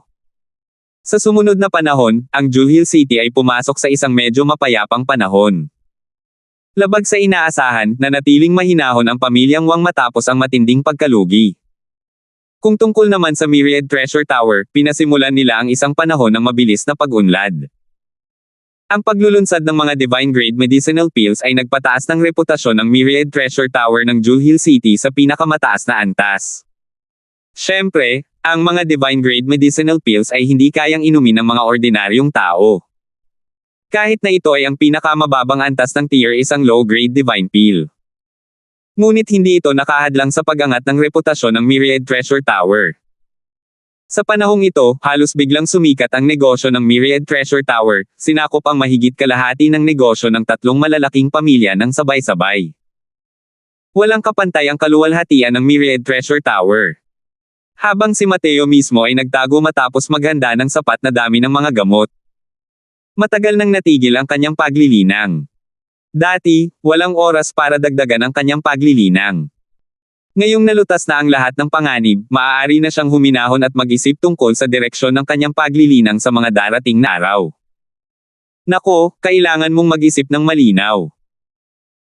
Ang pag-unawa sa mga batas ng langit at lupa sa World Suppressing Steel at paglikha ng isang paraan ng paglilinang na pagmamayari mo, ito ay isang mahabang proseso. Siguro, maiintindihan mo ang isang paraan ng paglilinang na sumusuway sa langit, baka. Mag-aaksaya ka ng napakaraming oras. Sa loob ng World Suppressing Steel, ginagawa ni Dustless ang kanyang huling pag-udyok. Tutal, ang paraan ng paglilinang na iniwan ng Heavenly Empyrean Immortal Grove ay napakahirap na paniwalaan. Maaari itong linangin hanggang sa pinakamataas na antas ng Empyrean. Ito ay isang shortcut, ngunit tumanggi si Mateo na tahakin ito at iginiit na tahakin ang landas na walang balikan. Matigas ang tingin ni Mateo habang sinasabi niya, "Senyor, hindi mo na ako kailangang kumbansihin pa. Sinabi ko na dati noong nasa Immortal Grove region tayo, na gusto kong tahakin ang landas na dapat sa akin. Kahit gaano pa. Kahirap ang landas na ito." Matagal nang kasama ni Dustless si Mateo at nalaman na rin niya ang ugali ni Mateo, at alam niyang wala nang silbi ang mga sinasabi niya. Bumantong hininga na lang siya at sinabing, "Ikaw, itong lalaking ito, parang gusto mong tahakin ang isang landas hanggang sa dulo. Gusto kong makita kung kaya mo rin bang maging isang napakalakas na mandirigma sa martial arts." Ugong. Sa loob ng espasyo ng steel na sumusupil sa mundo, isang napakalaking bundok ang bumangon mula sa lupa, diretsyong sumugod patungo sa mga ulap. Nanliit ang mga mata ni Mateo, isang pag-agos ng hindi maarak na aura ang tumama sa kanya. Ito pala ang pangunahing katawan ng World Suppressing Steel. Nako! Hindi napigilan ni Mateo na gamitin ang banal na sentido upang suriin ng kaunti ang malaking bundok na ito, ngunit tinamaan siya ng isang napakalaking puwersa, na agad na nagdulot ng malubhang pinsala sa kanyang banal na kaluluwa. Ikaw, itong punk na ito, hindi mo talaga alam ang lawak ng langit at lupa. Ang mga konsepto ng Great Dao na nakapaloob sa Lesser Heaven Span Mountain na ito ay sapat na para lipulin ang mga powerhouse ng Heavenly Emperor, at nangahas ka pa talagang saktan ito. Sabi ni Dustless. 1337. Mas mababang bundok na habang buhay. Bulong ni Mateo. Isang marahang paghinga ang bumalot kay Mateo. Di nagtagal, ang mga pinsalang dinanas ng kanyang banal na kaluluwa ay lalong gumaling. Matagal nang nakuha ni Mateo ang World Suppressing Steel at hindi pa niya ito nakikita bago ang pagpapakitang ito. Nang harapin niya ang Lesser Heaven Span Mountain na ito, parang noong nasa Immortal Grove World pa siya at nakaharap sa Heavenly Dao, ganoong klaseng pakiramdam. Malawak na parang karagatan, mailap at hindi mahahawakan. Ang Lesser Heaven Span Mountain na ito ang pangunahing katawan ng World Suppressing Steel, na nag-iimbak ng Great Dao. Kahit ang isang Heavenly Emperor ay hindi rin maglalakas loob na imbestigahan ito tulad mo. Pero ikaw talaga ang nangahas na lapastanganan ang prestihiyo ng langit. Sabi ni Dustless. Nanginig sa takot at pagkabalisa si Mateo nang marinig niya iyon. Ang batong ibinaba mula sa bundok ng Heavenspan ay talagang pambihira. Kung ganoon nga, bakit mo ako pinaalalahanan kanina?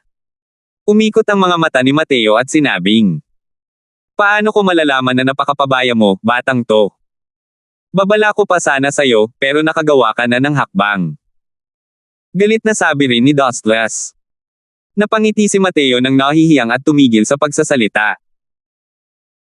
Nakita niya na ang Lesser Heaven Span Mountain na ito ay pambihira ngayon lang at ipinadala ang kanyang banal na pandama sa utos ng mga supernatural na kapangyarihan. Nais niyang imbestigahan ito, ngunit hindi niya alam na ito ay talagang mapanganib. Nang makitang tumahimik si Mateo, nagpatuloy si Dustless, ang Lesser Heavenly Empyrean Immortal Grove ay para lamang sa pag-iisip ng mga pag-unawa, kaya hindi dapat gamitin ang banal na sentido para imbestigahan ito. Ang Lesser Heavenly Empyrean Immortal Grove na ito ay hindi maarak. Dahil nasa kaharian ng Immortal Grove, hindi rin niya kayang suklayin ang isang 10,000 bahagi nito. Nahulaan niya na ang Lesser Heavenspan Mountain na ito ay malamang na isang sukdulang kayamanan na nakuha ng Heavenspan Mountain, na naglalaman ng bahaging ito ng kapangyarihan ng Heavenly Dao.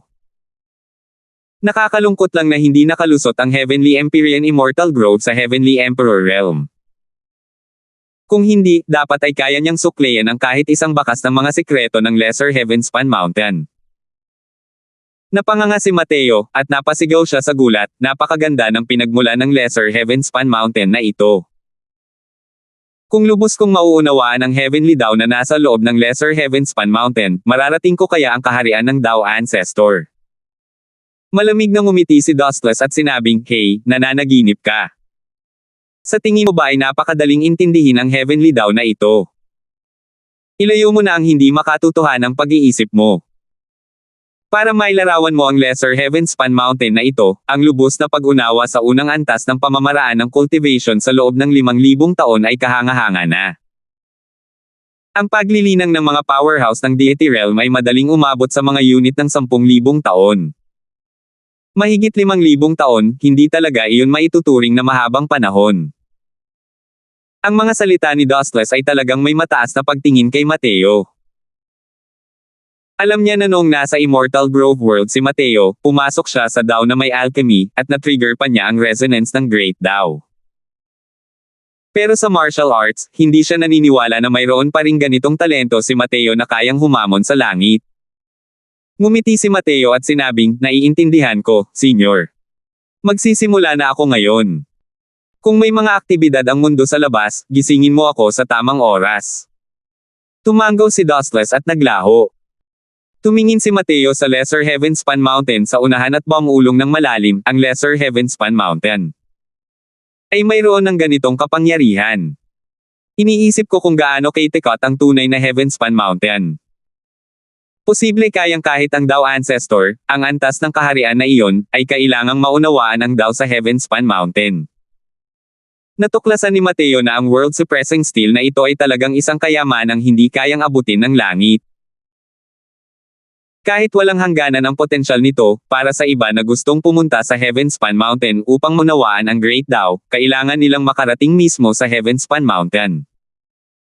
Pero, hangga't taglay niya ang Lesser Heavenspan Mountain na ito, katumbas ito ni Mateo na may dalang isang Heavenly Dao sa kanyang tabi, na kayang makaintindi anumang oras. Ang ganitong uri ng kalamangan, marahil kung may nakakaalam tungkol dito, lahat sila ay maiinggit ng husto, tama ba? Siguro pati ang mga ninuno ng Dao ay maaantig din. Pagkatapos, ipinadala ni Heavenly Emperor Septimus si Ken sa Immortal Grove World, marahil ay iyon nga ang layunin. Pakiramdam lang ni Mateo na malamang pinaghihinalaan lang at hindi alam ni Heavenly Emperor Septimus ang tunay na mukha ng Lesser Heavenspan Mountain. Kung hindi, malamang hindi siya magpapadala ng isang maliit na Ken. Ang ganitong uri ng kayamanang sumusuway sa langit, tiyak na kikilos siya ng personal. Nang maisip niya ito, palihim na nag-alala rin si Mateo. Ang mga kayamanang nasa kanya ay lalong sumusuway sa langit. Sa hinaharap, mas mabuting maging mas maingat siya, at hindi niya dapat ibunyag ang katotohanan. Kung hindi, ang mga kahihinatnan ay masyadong kakilakilabot para isipin. Lalo na itong Lesser Heavenspan Mountain, kapag nalantad na, ang haharapin niya ay malamang na ang paghabol ng buong Heavenspan World. Tinalikuran ni Mateo ang lahat ng nakakagambalang iniisip at sinimulang isipin ang Lesser Heavenspan Mountain. Ang Lesser Heavenspan Mountain na ito ay tunay ngang isang kayamanang hindi kayang paniwalaan ng langit. Ngunit kung gaano karami ang kaya mong intindihin ay nakasalalay pa rin sa kakayahan ng martial artist na ito sa pag-intindi. Kahit na makuha nila ang Lesser Heavenspan Mountain, wala rin itong silbi para sa mga may mahinang kakayahan sa pag-unawa. Limitado lang ang kanilang mga nagawa. Ngunit kahit na mas husay pa ang talento ng isang tao, kailangan din nilang unti-unting umunlad. Para sa mga ordinaryong martial artist na umaasa lamang sa kanilang pag-unawa, maaaring hindi nila magawang makarating sa Heaven Glimpse Deity Realm sa buong buhay nila. Sa Lesser Heavenspan Mountain, ang prosesong ito ay tiyak na paiikliin ng ilang beses. Kahit na mas tanga pa ang isa, hindi rin problema ang pag-cultivate sa Origin Deity Realm. Gayunpaman, ang nais maunawaan ni Mateo ay hindi lamang ang heavenly daw, kundi ang pag-unawa sa isang hanay ng mga pamamaraan ng cultivation na pagmamay-ari niya mula sa Lesser Heavenspan Mountain. Napakalaki ng kahirapang ito. Kung susuotin mo ang ibang tao, baka hindi nila ito matapos sa buong buhay nila. Ang pamamaraan ng paglilinang na nais maunawaan ni Mateo ay isang kumpletong sistema ng paglilinang. Kailangan niyang maunawaan ang heavenly daw habang pinapaganda ang paraan ng paglilinang, hanggang sa wala ng kahit kaunting kapintasan ang paraan ng paglilinang na ito, saka pa siya makapagsimulang maglinang. Sa kasalukuyang kaharian ni Mateo, tiyak na hindi niya agad makukumpleto ang isang hanay ng mga pamamaraan ng cultivation. Ang magagawa niya ngayon ay lumikha ng unang antas ng pamamaraan ng paglilinang, upang matiyak na maaari niyang linangin hanggang sa ganap na makumplito ang Grotto Profound. Bukod pa rito, kinailangan pa niyang iwan ang scalability para sa second-level cultivation method, na siyang naglatag ng pundasyon para sa kanya upang malikha ang cultivation method sa hinaharap. Ang prosesong ito ay hindi nagpahintulot ng kahit kaunting pagkakamali. Ang hirap gamitin ang isang salita para ilarawan ito. Kasing hirap ng pag-akyat sa langit. Kaya naman, iyon ang dahilan kung bakit nagagalit at nadidismaya si Dustless. Bukod dito, ang paglikha ng anumang antas ng pamamaraan ng cultivation ay lubos na nakasalalay sa kakayahan ng individual na maintindihan. Ang mga may mataas na kakayahang umintindi ay maaaring lumikha ng mga pamamaraan ng paglilinang na kayang-kaya ng langit. Sa mga may mababang kakayahang umintindi, ang pamamaraan ng paglilinang na nilikha ay maaaring mahirap ipagpatuloy kapag nakultiba na sa origin deity realm. Kaya naman, may posibilidad na ang paggawa nito ni Mateo ay mas kaunti ang mapapala kaysa sa nawala. Hindi naramdaman ni Dustless na makakalikha si Mateo ng mas malakas na paraan ng paglilinang kaysa sa Heavenly Empyrean Immortal Grove. Tutal, ang pamamaraan ng paglilinang ng Heavenly Empyrean Immortal Grove ay maaaring linangin patungo sa Transcendent Heavenly Emperor Realm. Gaano man ito kalakas, gaano pa ba ito kalakas? Maliban na lang, ayaw maniwala ni Mateo sa erehiya. Para kay Mateo, sa halip na umasa sa tulong ng isang Dao ancestor, mas mabuting maisakatuparan ito sa pamamagitan ng sarili niyang pagsisikap. Ayaw niya ng pakiramdam na ang tadhana ay hawak ng iba. Siyempre, napakalaki ng mga ambisyon ni Mateo. Pero nang magsimula siyang mag-imagine, natuklasan ni Mateo na napakahirap pala nito. Walang hanggan ang dakilang Dao. Nang magsimulang mag-isip si Mateo, pakiramdam niya ay tila nasa isang walang katapusang kapatagan siya, hindi mahanap ang direksyon. Sa harap ng Heavenly Dao, siya, ang makapangyarihang deity na ito, ay hindi man lang maituturing na isang langgam. Lumipas ang oras araw-araw. Sinubukan ni Mateo ang maraming paraan ngunit hindi niya mahanap ang pasukan. Alam ni Mateo na dahil gusto niyang mahanap ang sarili niyang landas, kailangan muna niyang makahanap ng paraan para makipag-ugnayan sa Heavenly Dao. Parang paghihila ng seda mula sa mga bahay uod, kung wala ang puntong ito, hindi kailanman papasok si Mateo sa pinto. Mura lang ang usapan, pero ang paggawa nito ay kasing hirap ng pag-akyat sa langit. Nalaglag ang mga dahon nang hindi namalayan ang taglagas. Sa isang iglap, gumugol si Mateo ng 10 taon sa loob ng espasyo ng World Suppressing Steel. Sa loob ng 10 taon, sinubukan ni Mateo ang napakaraming paraan ngunit hindi pa rin niya mahanap ang puntong ito. Ang resultang ito ay hindi sinasadyang nagpahina ng loob sa kanya. Hey! Alam mo naman kung gaano kakatanga, di ba? Hindi pwede yang landas mo. Isa pa, kaya mong maghintay, pero kaya ba ng batang yan na maghintay? Nang marinig ni Mateo ang pangungutya ni Dustless. 1338. Nakita na ng sangay ng pamilya Wang, ang Xian, sina Sir Su at Elder Zuan. Sa bulwagan ng pamilya Wang, isang matandang lalaki at isang binata ang kasalukuyang nakaupo sa gitna. Kahit si Xiang, ang pinuno ng Wang family na ito, ay nakatayo lamang sa bulwagan. Si Leander ay nakatayo lamang sa likod ni Xiang at wala man lang kwalipikasyon para magsalita. Si Sir Su, na nakaupo sa upo ang pangkarangalan, ay may mataas at maringal na anyo. Maliwanag na hindi niya itinoon ang pansin kay Xiang. Xiang, ang kamakailang pagganap ng sangay ng Julhil ninyo ay labis na ikinadismaya ng pangunahing pamilya. Isang pamilya Wang na ganito kalaki ang muntik ng mabunot ng isang tao. Pabaya na sabi ni Sol. Sa mga upuan sa kanang bahagi, bumuhos ng malakas ang malamig na pawis sa kanilang mga noo nang marinig ni Xiang at Leander ang mga salitang ito. Ang Wang family ng Juhil City ay isa lamang sangay ng Wang family. Ang pangunahing pamilya ng pamilya Wang ay nasa Bright Ray City. Ang Heavenspan World ay walang maraming magulong puwersa. Sunod-sunod lang ang lungsod. Ang mga lungsod ng Heavenspan World ay nahahati sa 5 antas, katulad ng mga kondado, mga kabiserang lungsod, mga lungsod ng imperyo, kabisera ng imperyo, at dakilang kabisera ng imperyo. Ang mga county ang mga lungsod na may pinakamababang antas. Ito ang lungsod kung saan pinamamahalaan ng mga makapangyarihang martial artist at mortal na may mababang antas. Napakarami ng bilang. Nang marating ang kabisera sa ganitong antas, hindi ito ang kayang pasukin ng isang karaniwang tao.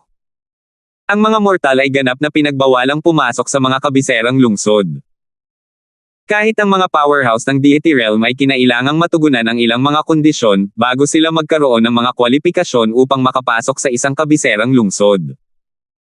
Ang mga administrador ng mga kabiserang lungsod ay kahit papaano ay pawang mga Divine Lord Realm pataas. Ang Juhil City at Bright Ray City ay parehong mga kondado, na parehong kabilang sa Warmstone Capital City. Ang Juhil City ay bahagi lamang ng mga pinakamahinang county, habang ang Bright Ray City ay kabilang sa mas malalakas na county. 3 taon na ang nakalipas simula nang mapatay ni Mateo ang 3 dakilang elder ng pamilya Wang. Sa loob ng 3 taon na ito, ang Wang family ng Juhil City ay naging napakamapagkumbaba, hinihila ang lahat ng negosyo, at hinihintay ang araw na ito. Naglakbay si Xiang papunta sa Yinwind Den, na ikinagalit nito hanggang sa bumulagta ang usok mula sa lahat ng 7 butas. Pagkatapos ng kaunting pagtatanong, nalaman niya na ang 3 dakilang elder ng pamilya Wang ay nalipol na. Ang balitang dala ni Paul Dauphin ay isang kalokohan. Ngunit mabilis na natanto ni Xiang ang kabigatan ng problema. Dahil nagawa niyang lipulin ang lahat ng mga piling tao ng pamilya Wang, anuman ang mga pamamaraang ginamit ni Mateo, hindi ito maaaring maliitin. Bukod pa rito, ang pamilya Wang ay dumanas na ng malaking pagkawala ng sigla. Malakas na ang kanilang loob ngunit kulang pa sa lakas para lumaban sa ibang mga pamilya. Nang makarating ang kanyang naisip dito, nagpasya si Xiang na tiisin ang kahihiyan at pasanin ang pasanin, ipinaalam sa pangunahing pamilya ng Wang family ng Bright Ray City ang tungkol sa bagay na ito. Ang Wang family ng Juhil City ay kailangang magbayad ng malaking halaga ng benepisyo bilang pagpupugay sa pangunahing pamilya sa Bright Ray City. Ang kanilang kinatatakutan ay ang pagdating ng araw na ito.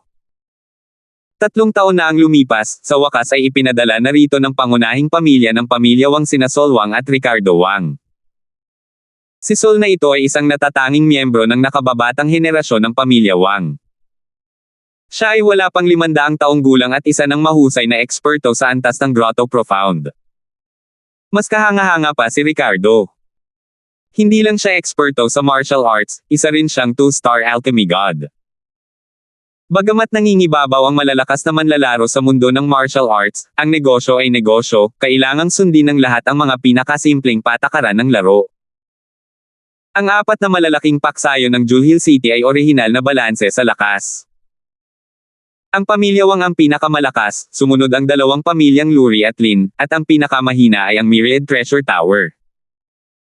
Ngayon, ang Myriad Treasure Tower ay nakatayo ng may makapangyarihan na mga Pildores na panggamot na may divine grade. Para makabawi ang pamilya Wang, kailangan nilang gumamit ng mga pamamaraan sa negosyo.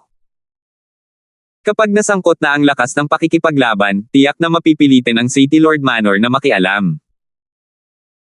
Bagamat mas malakas pa ang lakas ng pamilya Wang kaysa sa City Lord Manor ng Juhil City, ang kinakatawan ng City Lord Manor ay ang Warmstone Capital City at hindi dapat masaktan.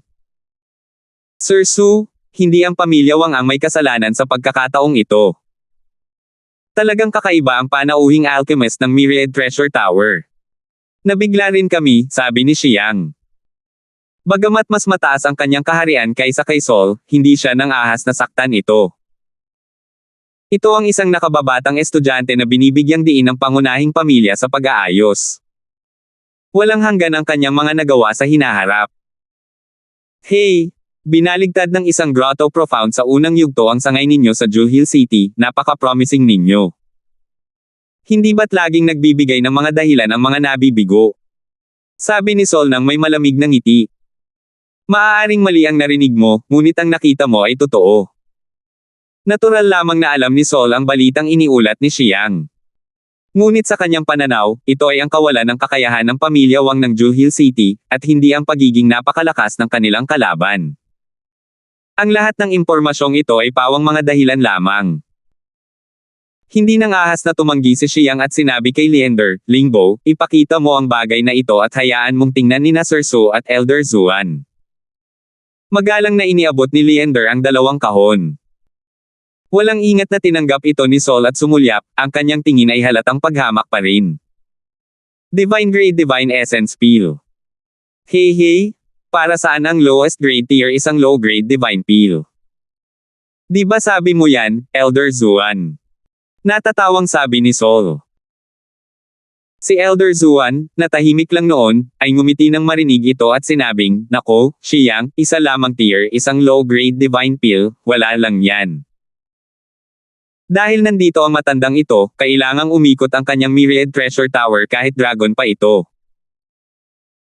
Bukod pa rito, noong dumating ako, sinabi sa akin ng Head Elder, ang branch family ng Juhill City ay naging masigasig at tapat nitong mga nakaraang taon, at malaki ang naitulong nila sa pangunahing pamilya. Espesyal na pinayagan ng Head Elder ang branch family ng Juhill City na pumili ng 3 piling disipulo para makapasok sa Soaring Dragon Pavilion ng pangunahing pamilya. Nanginig sina Xiang at Leander sa mga sinabi ni Ricardo, at kitang-kita sa kanilang mga mukha ang matinding kaligayahan. Ang Soaring Dragon Pavilion ang lugar kung saan espesyal na kinupkup ng pangunahing pamilya ang mga piling disipulo.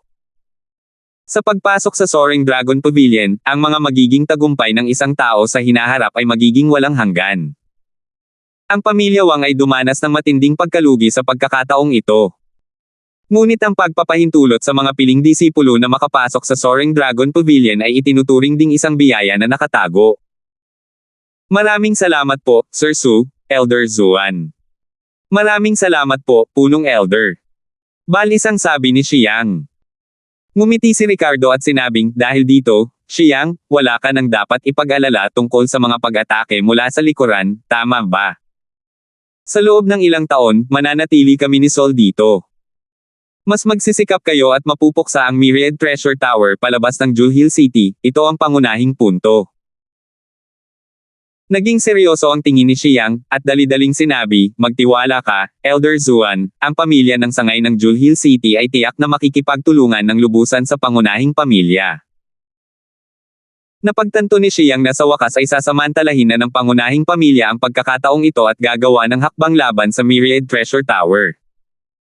10 taon, hindi nakamit ni Katie Ting na pag-unlad si Mateo. Sa halip, walang tigil na nanunuya si Dustless sa tabi ng kanyang tainga.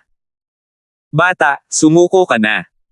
1 taon ka lang naman, may oras ka pa para bumalik sa dati. Pero matigas ang ulong umiling si Mateo at sinabing, Senyor, matagal na tayong magkasama. Dapat ay naiintindihan mo na ang ugali ko. Hindi ako susuko. Galit na sabi ni Dustless, Nako, kinikilala ko na ang talento mo sa alchemy ay napakalakas, pero ang pamamaraan ng paglilinang ng martial daw na ito ay ibang-iba sa alchemy daw.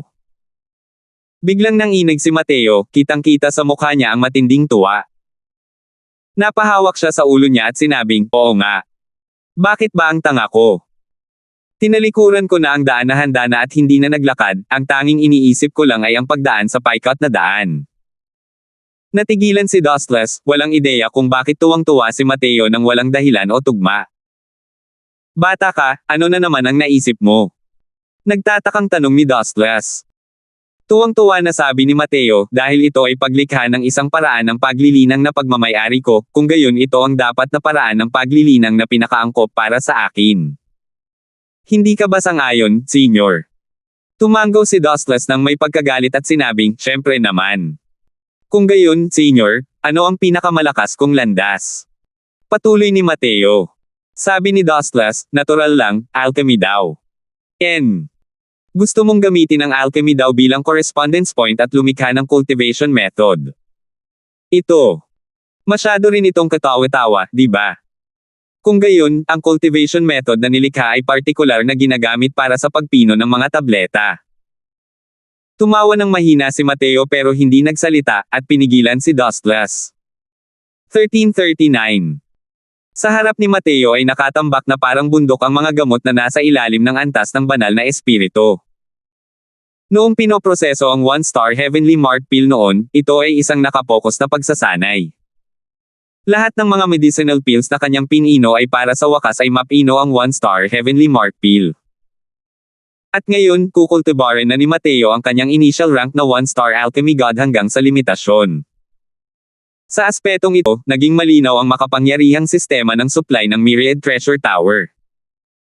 Sa kahilingan ni Mateo, nakatuklas si Rowan ng maraming hindi kilalang gamot para sa Divine Rank Spirit. Ngayon, ang mga gamot na pang-espirito na nakasalansan sa harap niya ay umaabot na sa libu-libong uri. Siyempre, hindi lang ito ang tier isang Divine Rank Spirit Medicine type ng Heavenspan World. Hindi rin kailangan ni Mateo ang lahat ng tier isang Divine Rank Spirit Medicines. Isang pagkakataon lang ang kailangan niya, isang pagkakataon para maunawaan ang Heavenly Dao. Pagkatapos ng unang dekada, sinimulan ni Mateo ang isang mahabang proseso ng pag-unawa sa Alchemy Dao. Lahat ng uri ng mga gamot na may kinalaman sa espiritu, masigasig niya itong mararanasan, at mauunawaan ang mga katangiang panggamot ng mga ito. Ang gawaing ito ay minsan ang nagawa ni Mateo sa Immortal Grove World. Hindi na bago sa kanya ang paggawa nito ngayon. Ito ay dahil lamang sa ang kahirapan ay tumaas ng hindi mabilang na beses. Lumipas ang oras sa loob ng World Suppressing Steel, sa isang iglap, 120 taon na ang lumipas. Sa loob ng 120 taon na ito, sa wakas ay lubos na naunawaan ni Mateo ang libu-libong uri ng mga gamot na nakapagpapagaling. Ang landas ng alkemiya ni Mateo ay nabubuod sa 5 salita lamang, isang matibay na pundasyon, masigasig na pagsasanay. Gumugol ng 120 taon at ibinuhos ang lahat ng kanilang puso at kaluluwa sa pag-unawa sa mga katangiang panggamot, ito ay isang lubhang malungkot na bagay para sa iba. Kahit para sa mga alchemist, hindi rin marami ang nakayanan ng ganitong kalungkutan. Kaya ni Mateo. Ang 120 taon na ito ang naging pundasyon ni Mateo sa pagpino ng mga divine pills ng napakatatag. Pagkatapos ng 120 taon, sa wakas ay sinimulan na ni Mateo ang pagpino ng mga tableta. Iba ang kanyang pagpipino ng mga tableta kumpara sa iba. Ginagawa niya ito nang walang inaalala at walang pigil, at hindi mahigpit na nakatali sa mga formula ng tableta. May mga tagumpay, may mga pagkabigo. Sa ganitong uri ng walang kapantay na malungkot na buhay, kinain ito ni Mateo ng may kaluguran na parang kumakain ng mga sugar plum. Lumipas ang tagsibol at dumating ang taglagas, lumipas ang tag-araw at dumating ang taglamig. Lumipas ang panahon taon-taon.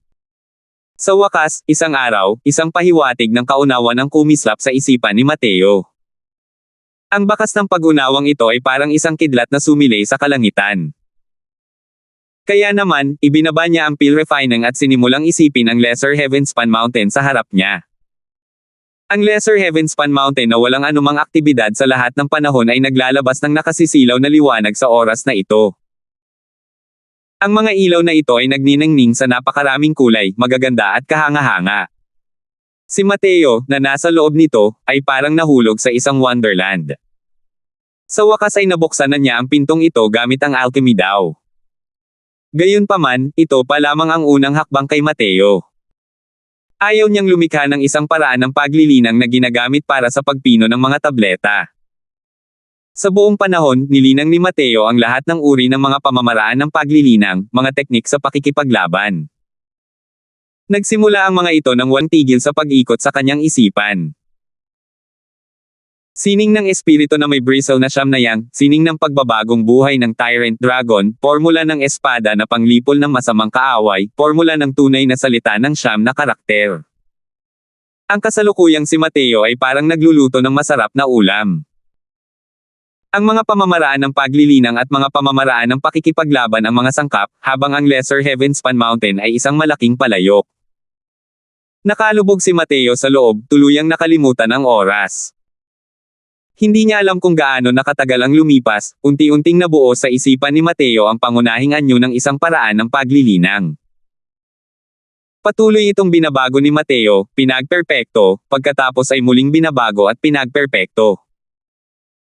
Sa sandaling ito, sa sentro ng Heavenspan World, ang banal na lupain ng lahat ng martial artist, Heavenspan Mountain, bigla itong naging walang kapantay na galit.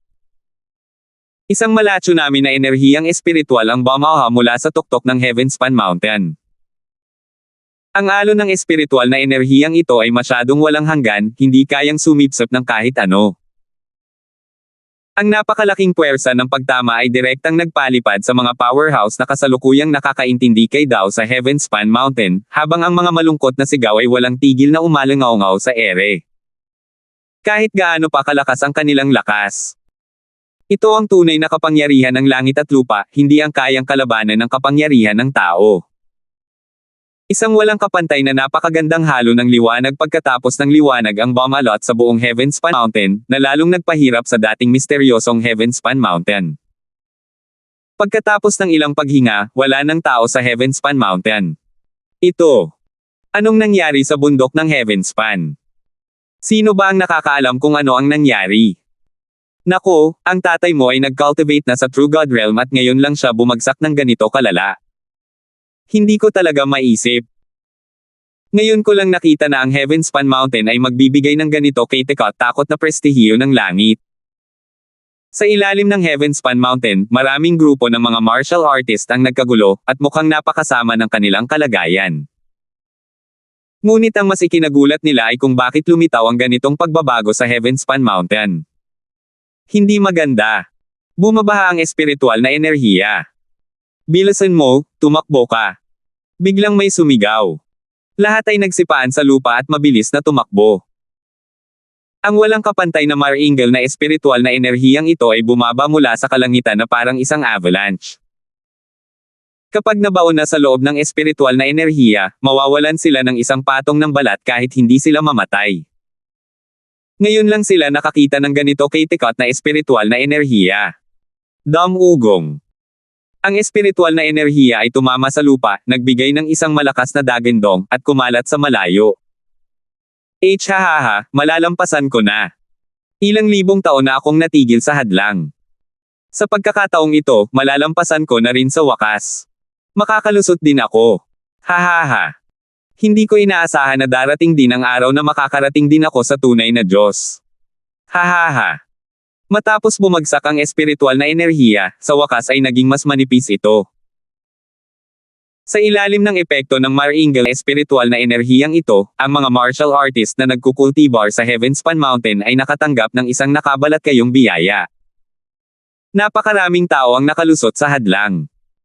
Ang mga hindi nakalusot sa bottleneck, ang kanilang kapangyarihan ay tumaas din ng malaki. Hindi maganda. Hindi ako makakalusot ngayon. Isa na namang alon ng espiritual na enerhiya ang rumaragasang pababa. Sa oras na ito, may sumigaw muli. Para lamang makita sa tuktok ng Heavenspan Mountain, ang halos materialisadong espiritual na enerhiya ay muling bumuhos na parang avalanche. Sa oras na ito, sa ibabaw ng kawalan kung saan hindi nakikita ng lahat, maraming boses ang may ipinapabatid. Sa iilan sa amin, ikaw ang pinakamatagal na nabuhay. Maaari mo bang sabihin sa amin kung ano ang nangyayari? Sabi ng isang malalim na boses. Hindi ko alam. Simula nang makamit ng matandang lalaking ito ang Dao, ngayon lang ako nakakita ng ganito kalakas na Heavenspan Mountain. Sabi ng isang matandang boses. Nang sandaling lumabas ang mga salitang ito, muling natahimik ang lahat. Biglang may nagsabi, teka lang, yung pakiramdam na ibinibigay sa akin ng Heavenspan Mountain ngayon. Parang may ipinagdiriwang. Nagdiriwang. Haha, Thunder Ancestor, nagbibiro ka ba? Ang Heavenspan Mountain ay isang patay na bagay. Kahit nataglay nito ang kapangyarihan ng Heavenly Dao, paano magiging posible na magkaroon ng emosyon ng tao? Hahaha. Walang ibang magagawa ang matandang ito kundi ang mamangha sa iyong mga pantasya. Agad na tugon ng isa pang tao. Sa pagkakataong ito, biglang bumukas muli ang bibig ni Dao Ancestor Life at sinabing, pakiramdam ko ay may katuturan ang sinabi ni Thunder Ancestor. Tingnan ninyong lahat. Ito na ang ikatlong bulk zone ng avalanche ng espiritual na enerhiya. Kapag kumalat na ang walang hanggang espiritual na enerhiya, sino ang nakakaalam kung gaano karaming tao ang makikinabang at makakalusot? Ang pakiramdam na ibinibigay nito sa akin ay parang nakikinabang sa lahat ng buhay. Muling natahimik ang lahat dahil sa mga salita ng Dao Ancestor Life. Pero, kahit na gaya ng sinabi mo, kahit ikaw ay hindi pa nakakita ng ganito kagandang bundok ng Heavenspan. Bakit bigla na lang itong naging ganito? Tanong ng isa pa. Dahan daw ang sinabi ni Dao Ancestor Life, iyon ay dahil ang Heavenspan Mountain ay hindi pa nakatagpo ng sinuman o isang bagay na karapat-dapat para dito. Gayunpaman, bukod sa iilan sa atin, sino pa ang karapat-dapat para dito? Isa na namang ikot ng katahimikan. Pagkatapos ng mahabang panahon, itinaas ni Dao Ancestor Life ang kanyang ulo at bumauntong hininga, at sinabi, bundok ng langit, o bundok ng langit, anong klaseng pag-iral ka? Ano nga ba ang nasa itaas ng tuktok ng bundok? 1340. Ano? Anong nangyari? Pakiramdam ko. Halos hindi ako makahinga. Ano ba ang problema sa napakalaking bundok na ito? Bakit lumilitaw ang ganito kalaking bundok sa kalangitan sa ibabaw ng Jewel City? Nakakatakot na pressure. Ako. Halos hindi ko na mapigil ang lumuhod. Ito ang bundok ng Heavenspan. Ang higanting bundok na ito ay halos kapareho ng bundok ng Heavenspan. Diyos ko, ano ba ang nangyayari sa lungsod ng Jewel? Ito. Hindi naman yan babagsak, di ba? Kung babagsak ang ganito kalaking bundok, malamang na magiging alikabok na lang ang buong Jewel City. Kung paanong ang buong Heavenspan Mountain ay nasa kaguluhan, nang ang mga Dao Ancestors ay napilitang umalis sa Heavenspan Mountain, ang buong Jewel City ay nasa parehong kaguluhan. Sa itaas ng Jewel City, isang napakalaking bundok ang lumitaw ng nakakagulat. Bahagya na napigilan ng pressure na iyon ang kapangyarihan ng Heavenly Dao, na nagpatira pa sa pagsamba sa lahat. Hindi lang ang Jewel City, kundi ang buong rehiyon ng Warmstone Capital City, lahat ay nakakita ng higanteng bundok na ito. Masyado itong malaki. Napakalaking walang hanggan. Elder Zuan, bilasan natin at lisanin ang Jewel City. Kapag bumagsak na ang higanteng bundok na ito, wala ni isa sa atin ang makakatakas. Pamilya Wang, biglang nagbago ang ekspresyon ng mukha ni Sol habang sinasabi niya ito. Sa loob ng halos 30 taon, sina Sol at Ricardo ay palaging nanatili sa pamilya Wang, na nagdulot ng matinding pressure para sa Myriad Treasure Tower. Nang makita niya ang matayog na Heavenspan Mountain sa kalangitan, hindi na talaga siya makaupo ng maayos. Ang pressure na dulot ng higanteng bundok na iyon ay nagpang-inag sa kanyang dalawang binti. Mukhang napakalungkot din ni Ricardo habang sinasabi niya, "Tara na." Mukhang hindi na mapangalagaan ang Jewel City na ito. Pagkatapos mag-usap ang dalawa, mabilis silang lumabas ng lungsod nang hindi man lang bumabati. Sa totoo lang, hindi lang sila. Ang buong martial artist ng Jewel City ay tumatakas palabas ng lungsod. Sa kasalukuyan, ang pasukan ng lungsod ay nababarahan na hanggang sa wala ng kahit isang patak ng tubig ang makalusot, lahat ay sunod-sunod na nagwawala. Kahit ang mga bantay ng lungsod ay wala ring nagawa tungkol sa kanila. Sa totoo lang, marami-rami ring mga gwardya ng lungsod ang sumama rin sa hanay ng mga tumakas. Nakakatakot talaga ang pressure na iyon sa langit. Paanong ang kapangyarihan ng langit at lupa ay magiging kayang labanan ng lakas ng tao? Sa Myriad Treasure Tower, sina Linpo at Rowan ay parehong nakatingin sa higanteng bundok na iyon sa kalangitan, ang kanilang mga ekspresyon ay walang humpay na kumukurap. Panginoon ng Tore, hindi pa ba tayo aalis? Tanong ni Linpo. Ngumiti si Rowan ng mapait at sinabing, aalis na ba tayo? Maaari na ba tayong umalis? Kahit gaano pa kabilas ang ating mga pamamaraan sa paggalaw, hindi rin tayo makakatakas. Ano ba talagang nangyayari? Bakit Jewel City ito? Tanong ni Linpo na puno ng pagtataka. Hay nako, oo nga. Ang Heavenspan World ay may hindi mabilang na mga lungsod, bakit ito lilito sa Jewel City? Maaari kayang ang buong Heavenspan Mountain ay lumipad patungo sa Jewel City. Pero paano ito naging posible? Bulong ni Rowan. Sa isang kisap mata, 30 taon ang lumipas sa labas ng mundo. Gumugol si Mateo ng 300 taon sa loob ng world-suppressing steel. Gayunpaman, nang ang buong Heavenspan world ay nagngangalit na parang bagyo, dahan-daang iminulat ni Mateo ang dalawang mata. Nagsiwalat ang mga mata ni Mateo ng mga sinag ng makinang na liwanag, ang buong pagkatao niya ay nasa estado ng matinding pananabik. Ang kanyang kasalukuyang kalagayan ay napakahusay hanggang sa sukdulan. Sa kabaligtaran, ang Dustless na nakasuot ng kulay abong damit ay nakatitig ng matagal kay Mateo. Nang makita niya itong nagtama ang mga mata nila, gumamit siya ng kakaibang ekspresyon at nagtanong ng may pag-aalinlangan, "Ikaw, bata, ano ba ang ginawa mo?" Habang nabubuo ang pamamaraan ng paglilinang, si Mateo ay kasalukuyang nasa sabik. Nang makitang nagtanong si Dustless, sinabi niya ng walang ekspresyon, "Anong ginawa?" "Senior, hindi ka ba nanonood kanina?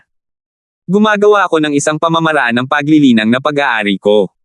Si Dustless mismo ay nasa estado ng pagkatulala. Sigurado siyang ang mga nakakatakot na pangyayari sa labas ng mundo ay talagang may kaugnayan kay Mateo. Hindi lang niya maintindihan kung ano ang ginawa ni Mateo para makapagdulot ng ganitong nakakatakot na kakaibang aktibidad. Alam mo ba na sa ngayon, ang Jewel City ay nasa kaguluhan na. Ang Heavenspan Mountain ay lumitaw sa itaas ng kalangitan ng Jewel City. Gulat na sabi ni Dustless. Bundok ng langit. Walang ekspresyon si Mateo nang biglang may yumanig na mga bundok at nanginig ang lupa.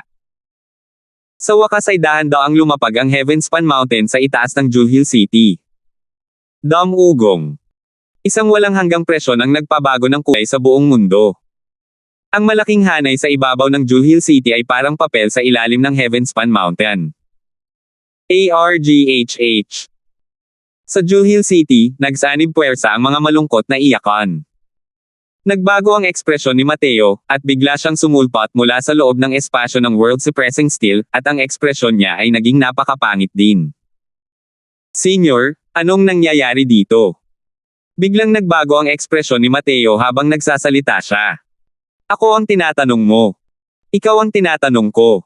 Hindi ba't ikaw ang tumawag sa bagay na ito?" Paus na sabi ni Dustless. Natigilan si Mateo nang marinig iyon at sinabing, "Ako. Hindi pwede, di ba? Kaya nga tinatanong kita, ano ba ang ginawa mo para magdulot ng ganito kalaking parusa?" Halos mapasigaw ang boses ni Dustless. Tiyak na sigurado siya na ang Heavenspan Mountain na ito ay ipinatawag ni Mateo. Malungkot na sabi ni Mateo, "Ako. Hindi ko rin alam. Gumagawa talaga ako ng paraan ng paglilinang at katatapos ko lang. Hey, sinabihan kitang huwag kang magulo, ikaw pa ang nagpumilit. Ngayon, nagkamali ka, di ba? Gusto kong makita kung paano mo aayusin yan." Sabi ni Dustless na may galit at dismayadong itsura. Ugong. Natakpin ng Heavenspan Mountain ang araw. Ang sakop nito ay hindi lamang Jewel City, kundi isang maliit na lote ng lupa. Walang mapagtataguan ang mga taong tumatakas. Sa gitna ng matinding sigaw ng lahat, bumagsak ang Heavenspan Mountain kasabay ng isang malakas na kalabog. Gayunpaman, hindi ito katulad ng inaakala ng lahat. Hindi dumating ang katapusan ng mundo. Ang walang kapantay na napakalaking Heavenspan Mountain na iyon ay naglaho at naglaho ng ganoon lang kabilis. Ito. Ano na naman ang nangyayari? Nasaan na ba ang higanteng bundok na iyon? Haha, naligtas. Hindi ako namatay. Hindi ako namatay. Hahaha. Saan napunta ang higanteng bundok na iyon? Diyos ko, nakakatakot talaga ang mga nangyari ngayon. Sa oras na ito, ang Jewel City ay puno ng mga tunog ng pagsasaya ng pagkaligtas sa sakuna. Pero, kumunot ang noo ni Mateo, kumikislap ang kanyang anyo, at muling bumalik sa loob ng espasyo ng world-suppressing steel. Nang sandaling iyon ay nakita niya ang Lesser Heavenspan Mountain, isang pakiramdam ng pagkakaroon ng koneksyon ng dugo ang bumukal sa kanyang puso. Natuklasan niya na ang pinakamababang bahagi ng Lesser Heavenspan Mountain ay tila medyo naging mas madilim ang kulay. "Senior, pakiramdam ko. Parang napino ko ang isang maliit na bahagi ng Lesser Heavenspan Mountain." Gumamit si Mateo ng isang napakadudang tono at sinabi kay Dustless. Naging seryoso ang tingin ni Dustless, at nag-aalinlangan niyang sinabi, "Brat, huwag mo akong takutin. Nakuha ng Immortal Grove ang Lesser Heavenspan Mountain na ito sa loob ng milyon-milyong taon at hindi rin niya sinabing pinino niya ito. Huminga ng malalim si Mateo, bahagyang nagulo ang kanyang isipan. Ang napakalaking Lesser Heavenspan Mountain ay lumiliit sa bilis na nakikita ng mata, at sa wakas, inilagay ito sa itaas ng palad ni Mateo. Nang makita ang eksenang ito, halos lumuwa ang mga mata ni Dustless. Talagang pinagbuti ito ni Mateo. Ikaw. Paano mo nagawa iyon? Gulat na sabi ni Dustless. Natigilan si Mateo nang sabihin niya, hindi ko rin alam. Senior, huwag mo akong tingnan ng ganyan, hindi ko talaga alam. Ako. Ginawa ko lang ang unang antas ng pamamaraan ng paglilinang, iyon lang. Hindi rin nakapagsalita si Dustless at hindi napigil ang magtanong, ikaw. Anong klaseng hindi makatanggi ang nilikha mo? Sabi ni Mateo, hindi ko pa naiisip ang pangalan, pero ang paraan ng paglilinang na ito ang dapat na pinakaangkop para sa akin. Ang paraan ng paglilinang na ito ay nagmula sa Lesser Heavenspan Mountain, kaya tatawagan ko itong Chaos Heavenspan Canon. Salamat po at sinamahan ninyo ako, ingat lagi mga master.